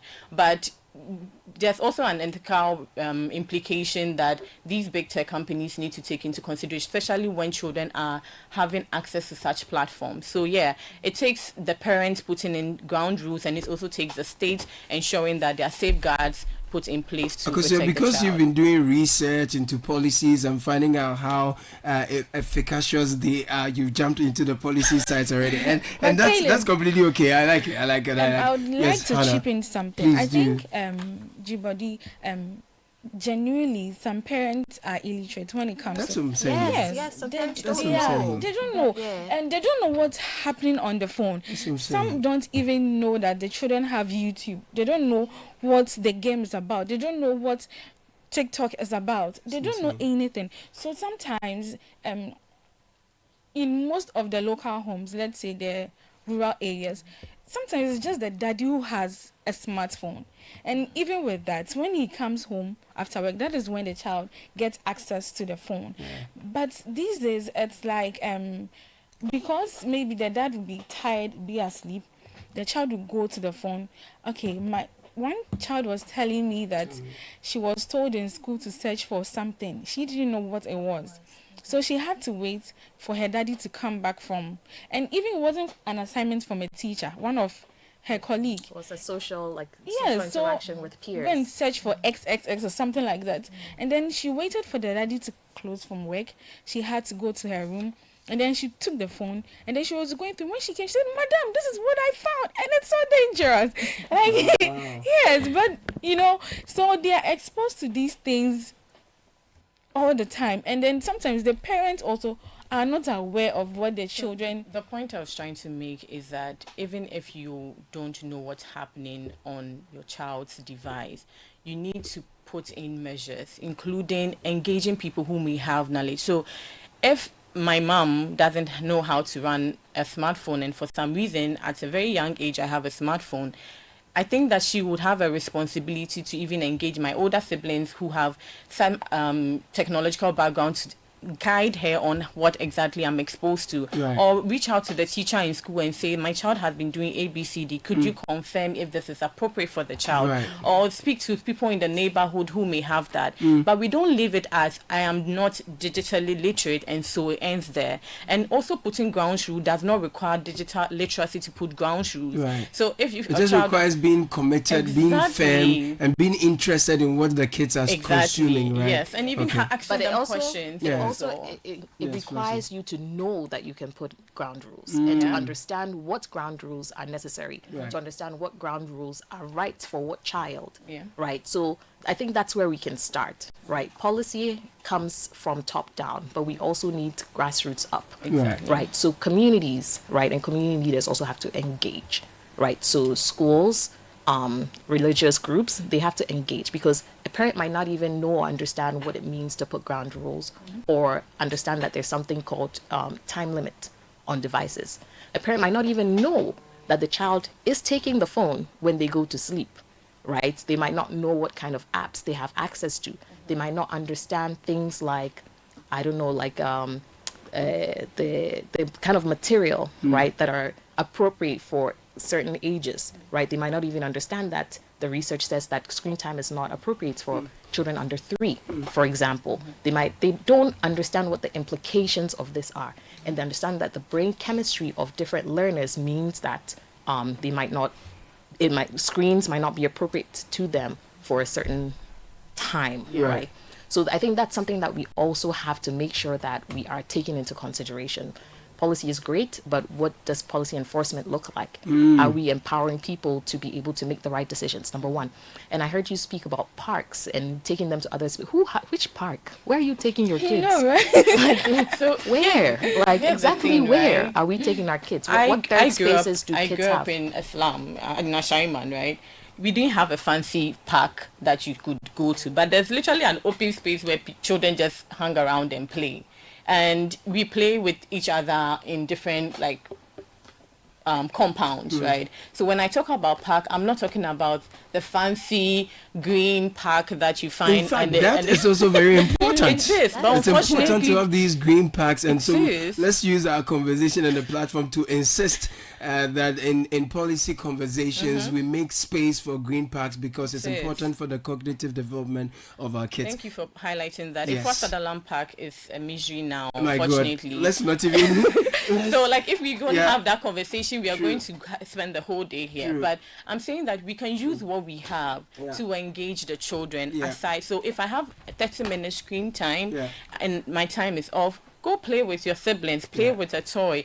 Just be outside the compound and play with other children in the neighborhood. Because those engagement, playing football with your friends, playing Ludo and all those things, those are the things burning that children... calories. Yes, but not just burning calories, but also getting stitches and breaking your bones, right? Yes. I have to make jollof tonight. This is not a 5-minute meal. I recall we spoke to a pediatrician who told us the impact this excessive screen time is having on the kids lately, such that at the age where they're supposed to be talking, they're unable to talk. At ages where they're supposed to develop social cognitive skills, they are unable to mingle with their colleagues, because what they have been exposed to, what they're used to, is always been on digital platforms. And now they talk like, even eventually when they start talking, they sound like cartoon characters and all of that. This morning during the tech and social media trends, we learned something about brain rot, where the algorithms on some particular so here's the thing. Algorithms on some particular social media platforms keep showing content that is so addictive to the kids that they cannot do without the digital platforms. They're always glued to it. And here we are learning that brain rot simply refers to negative cognitive effects of consuming low quality, trivial online content, leading to decreased attention spans and critical thinking skills. So where you talk about parents being interested matters, and then policy also comes into play, because now you have gadgets you've given to your kids, and they are so addicted to this algorithm that's producing content that they are so enamored with or glued to. And you as a parent, you also need some time, because you're tired from work, you still brought a lot of work, you have targets to meet and all of that. So Flossie, how do collaborations between schools, communities and tech providers help parents build confidence in supporting, digital education? All right, so the first thing that partnerships do provide is build trust, right? So when schools partner with parents, right, parents engagement can give us an avenue to start some of these conversations that I've been talking about that are necessary for parents to have. we can share research, right? We can share research on what is beneficial to the kid, right? We can bring in resource people. We can bring in the expertise that parents might not necessarily have the access to without us. Now, I also want us to not leave out, and I think we've been kind of like speaking in this circle of very middle class lens, right? Where we're thinking, number one, that parents are paying for school. Not all parents are paying for school. Parents might not necessarily have that choice. Parents might be going to the community school that is available to them. Parents might also not be the source of some of these digital devices, right? We live in a digital world. Children are exposed to things outside of the home, right? So even going to a park doesn't necessarily mean that your child will not be exposed to a digital device, right? And then engaging people like big tech, like my friend just said, telecommunications institutions can do two things, right? Engage them in the appropriate use of some of these tech devices, creating workshops online that are accessible to parents, very low barriers to entry, giving us maybe more economical data packages for parents who might have some barriers to entry into the tech space. And then also creating child-safe devices and child-safe precautions, right, for when children are using. Because you have to understand that some of these social media platforms and some of these platforms, it's pay-per-clicks, right? So they are benefiting from children being addicted to their platforms. The more addicted they are, the more they make their money. Exactly. So they're incentivized to kind of like create the brain rot. Right. And this is something that maybe parents might not know. Oh wow, this device really calms them down. But what they don't know is that they're not actually calming them down. They're giving them dopamine hits, and which is causing dopamine addiction. And what happens when you withdraw the devices, then we have more tantruming. Then we have what you were describing, where they're simulating the digital experience even in their sleep, right? So that's. So this is EdTech Mondays on 97.3 Citi FM. This is the Citi Breakfast Show. We are discussing the role of parents supporting children's digital learning. If you're a parent, you're a caregiver, or you're a guardian, this is a conversation for you and I, especially, whatever role you play, we all interact with kids. So yeah, it's an important conversation. Share your experiences with us. If you have any questions too, we're happy to take them. 0549 986 996. I have a fantastic array of ladies who are providing insights from their decades of experience working in advocacy and policy, as well as grounds on engagement with kids. My guest this morning, Hannah Amwa, Child and Youth Development Advocate. Flossie Azu is the head of school, Safari International School, and Jigbodi Akosia Agbenyo. She is a policy analyst and child protection advocate. So let's talk about lessons from successful parental involvement programs in other countries that we can adapt for our context, right? Hannah, throughout your work, what are some of the parental involvement programs you have seen around the globe that we can adapt to our own context? Okay, thank you so much, Caleb. And so during my research, I found out Rwanda has tech hubs for parents and their children. And in Ghana or Accra, I think ALX has tech hubs around. So with this, I believe they can also have hubs where parents and their children could have access to various digital tools to assist with learning and then development. So I think ALX, this is to you, please. Especially in the rural areas where we don't have access to these digital tools. We plead with you to help us set up digital hubs for the parents and then the teachers. That's a good one. And in Kenya, there is this thing called Parents in ICT. Parents in ICT. So here, like we mostly do in our basic schools, we invite our parents over to check what their children are doing. I remember when I was in basic school, my dad would come go through my books. He has to know what I'm studying, how I'm performing, and all that. And sometimes when he sees that you made a mistake here, he asks, what happened?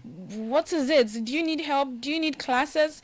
Yes. So in Kenya, parents come to the schools to see the digital tools their children use in order to to also abreast themselves with the tools that are available to the children. Yeah, and in the US and the UK, they have the Tech Nights, where equally parents are asked to come over. So mostly they use the Google Classrooms, the Zoom. Yes, so they project these things, and then they run it through with the parents, Right. for the parents to know what exactly the children are using. In some instances, some of these apps can be downloaded on the phones and tablets, so they are encouraged to download them on their phones and tablets to Right. assist the kids in their learning process. Right. As Flossie said, learning is not only done in school. Yes, it's the schools and then the teachers would have to liaise to be able to provide the best education for their students. That's exciting. Yes. So you've given us examples from Kigali, Kenya, UK, and yes, so Rwanda, Kenya, and then the UK Tech Nights. So what I see in all of these is that there's an opportunity for parents to be present. Yes. The presence of parents is amplified in this particular parent involvement programs that you lay out for us. And I'm sure that, Flossie, there is some opportunity like that in your school where parents get to participate actively in the digital uptake of their kids, correct? Yes, correct. Okay. We use That's digital tools all the time to engage parents. Fantastic. So how can we ensure that parents in rural, Jibodi, I'm coming to you now, right? And focusing on parents in rural or low income areas, how do we ensure they are equipped to participate in their children's digital learning journey? Yeah, so I found out that there's actually a module that's being run called the PLUS project. The PLUS project? Parental learning for uninterrupted schooling. And this was born out of the COVID-19 crisis and how schools had to close. It's by the Commonwealth of Learning, and it's been implemented in the northern parts of the country. Apparently, they've engaged over 7,000 students and close to 3,000 parents. What the PLUS project does is that it's focused on low-income, hard-to-reach communities where they don't have access to digital literacy, or the literacy rates of the students in those schools are even very low. So what they do is that they engage community leaders, community members, as well as the parents, and then train these parents on how they can support their children in their digital learning. And so if such a project is running, apparently it's been running for 3 years now, and it's ongoing. The PLUS project. Exactly. Wow. You can look it up online and see it. I think it's a commendable project that can be expanded into other areas in Ghana, where, when, just like Flossie mentioned earlier on, some parents just don't know how to handle issues of digital literacy or digital learning. And I think that's what the EdTech project inherently is also doing, to ensure that people are well aware of what they need to do. And so such projects should be expanded. I think it should move from private sector, because currently it's an NGO that's running it in collaboration with the Commonwealth of Learning. The states, they partner with state institutions, but this is something that should be led by the state so that it can ensure wider accessibility, because funding also comes in, right? We can't have the conversation surrounding parents in rural communities engaging in digital learning if we don't invest heavily in access.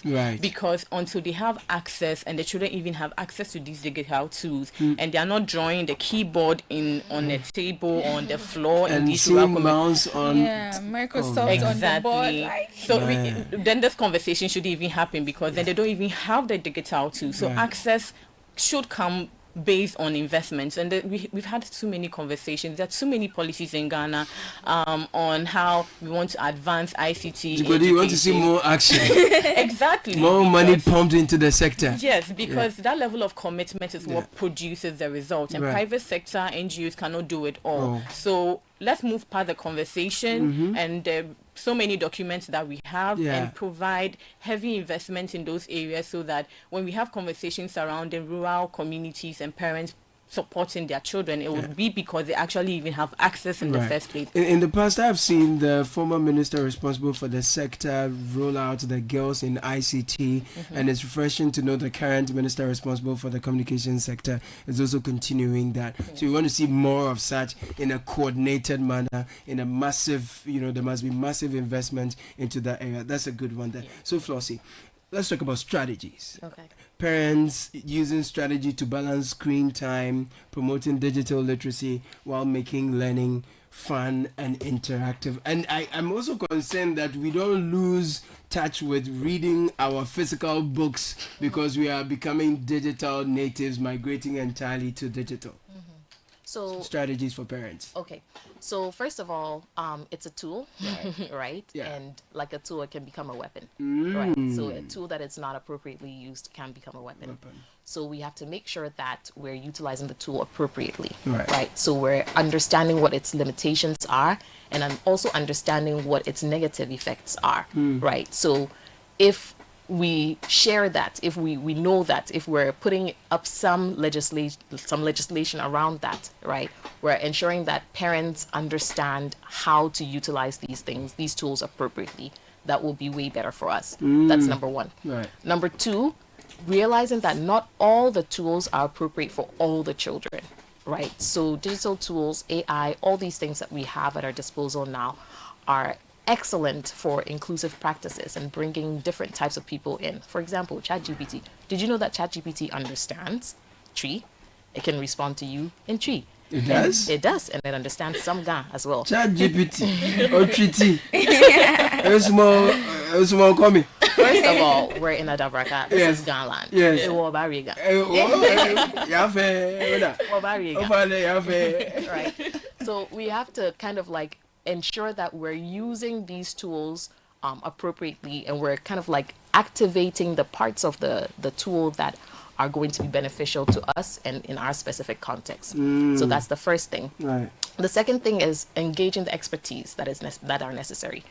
We can't just assume that these digital natives just know how to use Excel. They just know how to use ChatGPT. They just know how to use Word, because you find that amazing graduates are coming from great universities like Ashesi or some of the other top universities. University of Ghana. with a degree in CS and okay, tech people are also talking. We acknowledge you. Tech, please. Shout out to tech, right? Tech. and you'd be like, oh, okay, go ahead and do this, and then they're like, sure, and then you realize, no, that's not what I asked. Minutes. It's not what I asked at all, right? So making sure that the curriculum also demonstrates exactly what the need is, right? Now that comes on two levels, right? So what exactly are we training the students to be able to do, right? We're not just teaching for knowledge acquisition. We're teaching for knowledge acquisition and application, right? So the knowledge that the students are having have to be beneficial to themselves today and to their future selves, right? Today, robots are taking our jobs. We keep hearing this, right? So teaching a child how to do something that a calculator can do really simply and giving them in-depth knowledge on that particular skill that a supercomputer can do really simply is not arming them with employable skills, right? So making sure that we're looking at that as educational institutions, as governments, institutions, and as community institutions to ensure that we're going back to the drawing board very frequently enough to make sure that the education is relevant, the tools are applied appropriately, and the knowledge is disseminated equitably. I love it. So you were saying that we should see the digital tools as tools and also be mindful that they can be weapons if not used appropriately, and not all tools are appropriate for all kids. So as a parent, you should know your kids and know what kind of tools or digital platforms are good for them, and then activates the parts of those tools that optimizes their talents and their outlook. And then we should teach for application also. This involves a lot of presence and deliberate action from the parents, and I love it. Thank you for sharing those thoughts with us. Now we're going to jump onto the dashboard and hear some extra voices. This is a Vox Pop opinion from a mixed bag of people, so let's hear what others are saying about this. Parents need to be present round the clock every time the child is exposed to any form of digital tool or device, because these children can be sneaky. To rate my confidence level in helping my child learn digital tools, I would give myself a 10 over 10. Children are very sneaky. They can quickly go where you don't want them to go, like some other social apps. You want them to be on, say, YouTube Kids, and even that, learn or watch a particular educational video, and next time they're on TikTok or wherever else you don't want them to be. That's one of the main challenges. Generally, the practice has been the parents being mostly blind to what or the literal academic activities is going to be like. I think that if we are to be involved, we'll be able to let them know which ones our children even are already familiar with, and then we can make in swaps here and there to avoid digital exhaustion. Talking about resources and training to help parents, I think if we get a guide, like jurisdiction approved guide or catalog, our children's digital footprints are guided, they are streamlined. What we want our kids to watch would also depend largely on what our beliefs are and what or where we want them to go to and get to. I think something like that would definitely help us to be able to guide or help our wards on their digital learning journey. I think parents have a huge role to play when it comes to digital learning, especially with where the world is turning into. Everything now we know is digital, gone are the days when we used to play in the sun and other stuff. The children themselves, they are very curious. So if you don't guide them on how to use the tools, they may be exposed to things that you don't want them to know. Thereby, I'm very confident that, okay, when it comes to digital tool, there is a regulation when to pick your tools to use, when to access them, and when to put them down.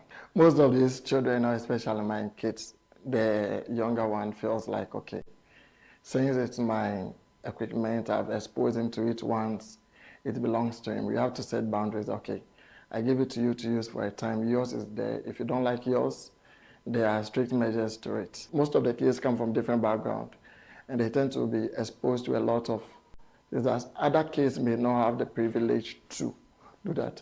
Thereby, during PTA meetings and other stuff, the teachers of the various pupils can at least hold private meetings with the parents to know, okay, what are the kids doing and how can we help, and what you can also help when it comes to the kid when they come home. The most important thing is how to manage or mitigate what they watch and the exposure. We are heading towards an era where everything is digital. So there's the need for the parent to actually provide resources for their children to be able to make them aware or to give them the necessary training so that they'll become equipped in future. My confidence level is 100% because I'm a person that thrives on learning. So I do a lot of research and I look for a lot of digital things to help me to better execute my role as a parent. One of the challenges that I faced in supporting my child's learning has got to do with the cost of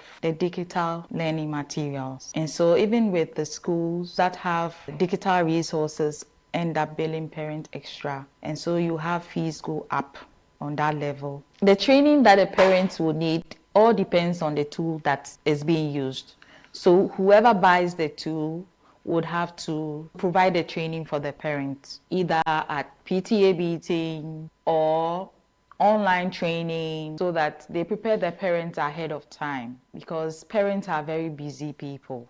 Flossie, let me take your take on the penultimate point about the cost of digital tools and how expensive they are, and that you have to pay extra if you want your kids to take advantage of the digital schools that are provided in the schools. They're expensive. Yes.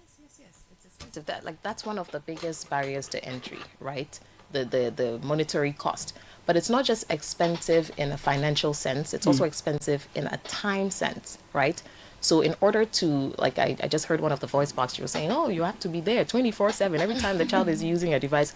Who has that time? I sure don't, right? And I have the luxury of my own car. So imagine someone who has to get up early enough to go stand in a line for a trotro. You do not have that luxury of always being present when your child is engaging in digital tools. So the monetary aspect, the time aspect cost as well. But then also understanding that you don't know what they're doing, right? You might still be there and still not know what's going on. Even for the digitally literate parents, they still can do things that you are not sure of. Yes, right? And they're fast. Their brains are very, very plastic, right? Because they're at that age where they're still forming neurons, that the archetypes are still working in their head. So they're able to kind of like learn very quickly. And the thing about human nature is we learn quicker than we unlearn. So when you learn the wrong thing, it takes a long time to unlearn. Exactly. Wow. Now, for parents, I want to aggregate this, right?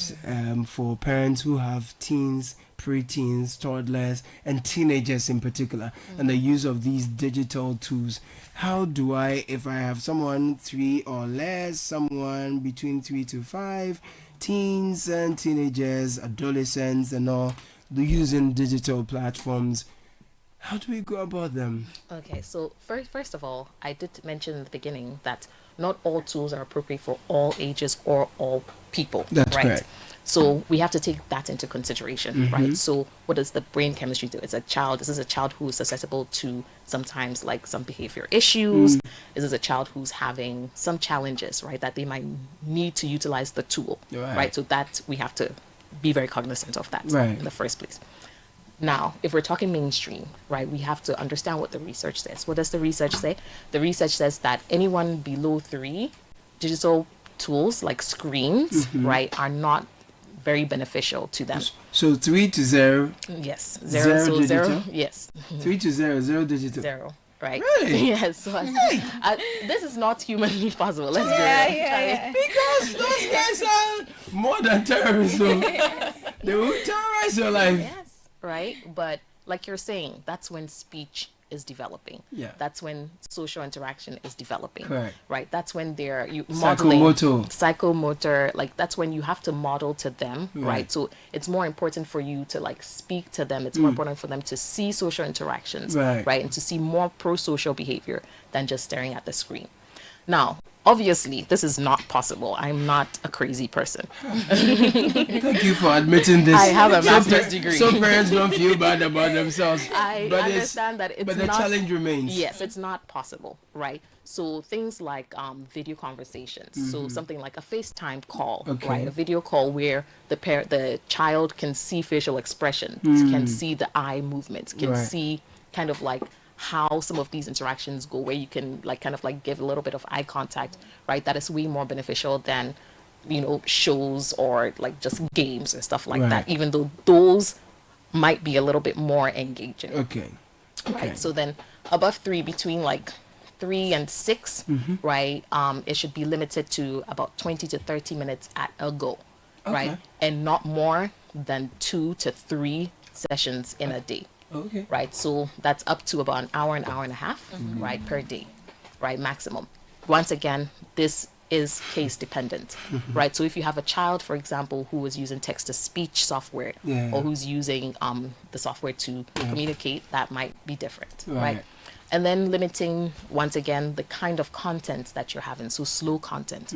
So content that is not very, very noisy, right? A lot of sounds, a lot of colors, that is very, very fast paced. So the screen changes very rapidly, right? Like a lot of things that are shooting, a lot of like things that are happening at the same time, right? Because once again, it's affecting the brain and the brain development, right?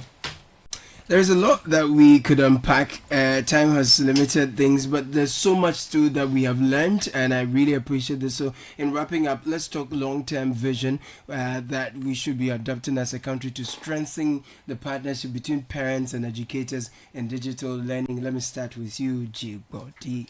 I think the first thing would be a more intentional use of the Parent-Teachers Association. Okay. There are certain schools that just use that association to just disseminate information and tell the parents come and pay fees or collect money. Vacation is up. I said you pay for quality. Well, this is not to say you come to Safari. They don't do that. But just like on a long-term basis, I think that schools should be more intentional about utilizing the Parent-Teachers Association. Even the parents in that association should also be intentional about connecting with the teachers better so that they can have a a seamless understanding of what they are learning in school and what they should be learning at home.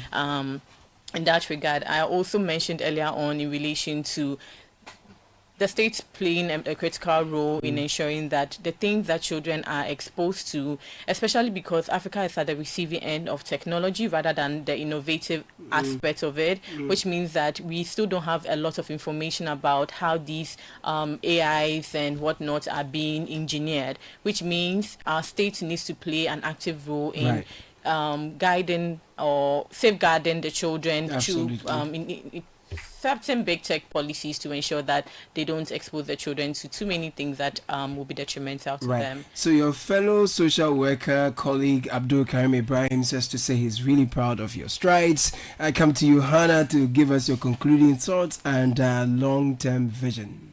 Okay, thank you, Caleb.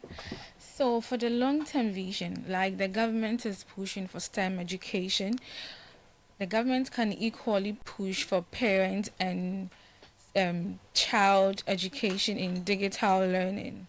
So like we build community libraries for people in rural and urban areas. We can equally build tech hubs in the rural and urban areas as well to assist in digital learning. And I also believe it should be equally distributed across here. So usually when libraries or these things are built, they tend to forget those in Impohowasa, tend to forget those in Wasai Kopong. Are you from Wasai Kopong? Because I get it. So there must be inclusion, there must be equity, equal access. That's a good one. Hannah, thank you for that. Flossie, in 30 seconds. Okay. Final words and So thank you very much for this opportunity. This has been a great conversation. I agree with everything that everybody has shared, policy and also grassroots, right? It's a two-pronged approach. Additionally, we shouldn't forget that some of these tools that are being generated, they're using data. And so that's why you still have like gender disparities in some of the programs and some of the outcomes that we're seeing. And then we're also seeing some racial disparities, right, as well, in some of the outcomes that you're seeing in AI and stuff like that. So we should also be cognizant of that. So as we're training the AI, as we're deploying some of these tools, these digital tools, we have to understand what their limitations are, and we have to have a concerted effort to bridge those gaps. So Flossie Azu is the head of school for Safari International School. Thank you. You heard Jigbodi Akosi Agbenyo, earlier social policy analyst, Hannah Amwa, child and youth development advocate. Ladies, thank you for joining us for EdTech Monday. You're welcome. Excellent. So my name is Caleb. That's all time will allow us for. Another lady joins us in the studio with the news at 10. Her name is Fafa Melody Botufe. Fafa, good morning. Good morning, Caleb. Coming up, 5 killed, several injured in land dispute at Binyiri in Savannah region, and officials of Burkina Faso to begin controlled spillage of Bagri Dam. The details now. 5 people have been killed in a violent land dispute at Binyiri in the Sola district of the Savannah region.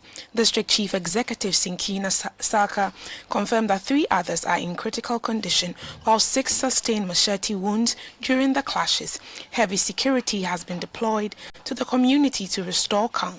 Here's the District Chief Executive for Sola, Sinkina Saka, speaking to Citi News on the matter.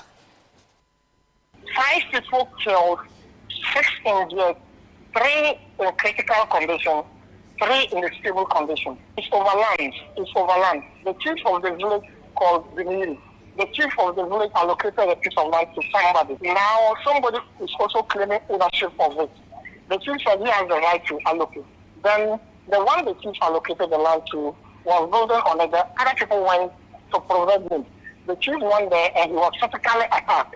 He ran to the other village to talk to his colleague chief, who brought him back with his men. That's how it started. As we speak, that particular village is a ghost town now. There are a lot of gunshots.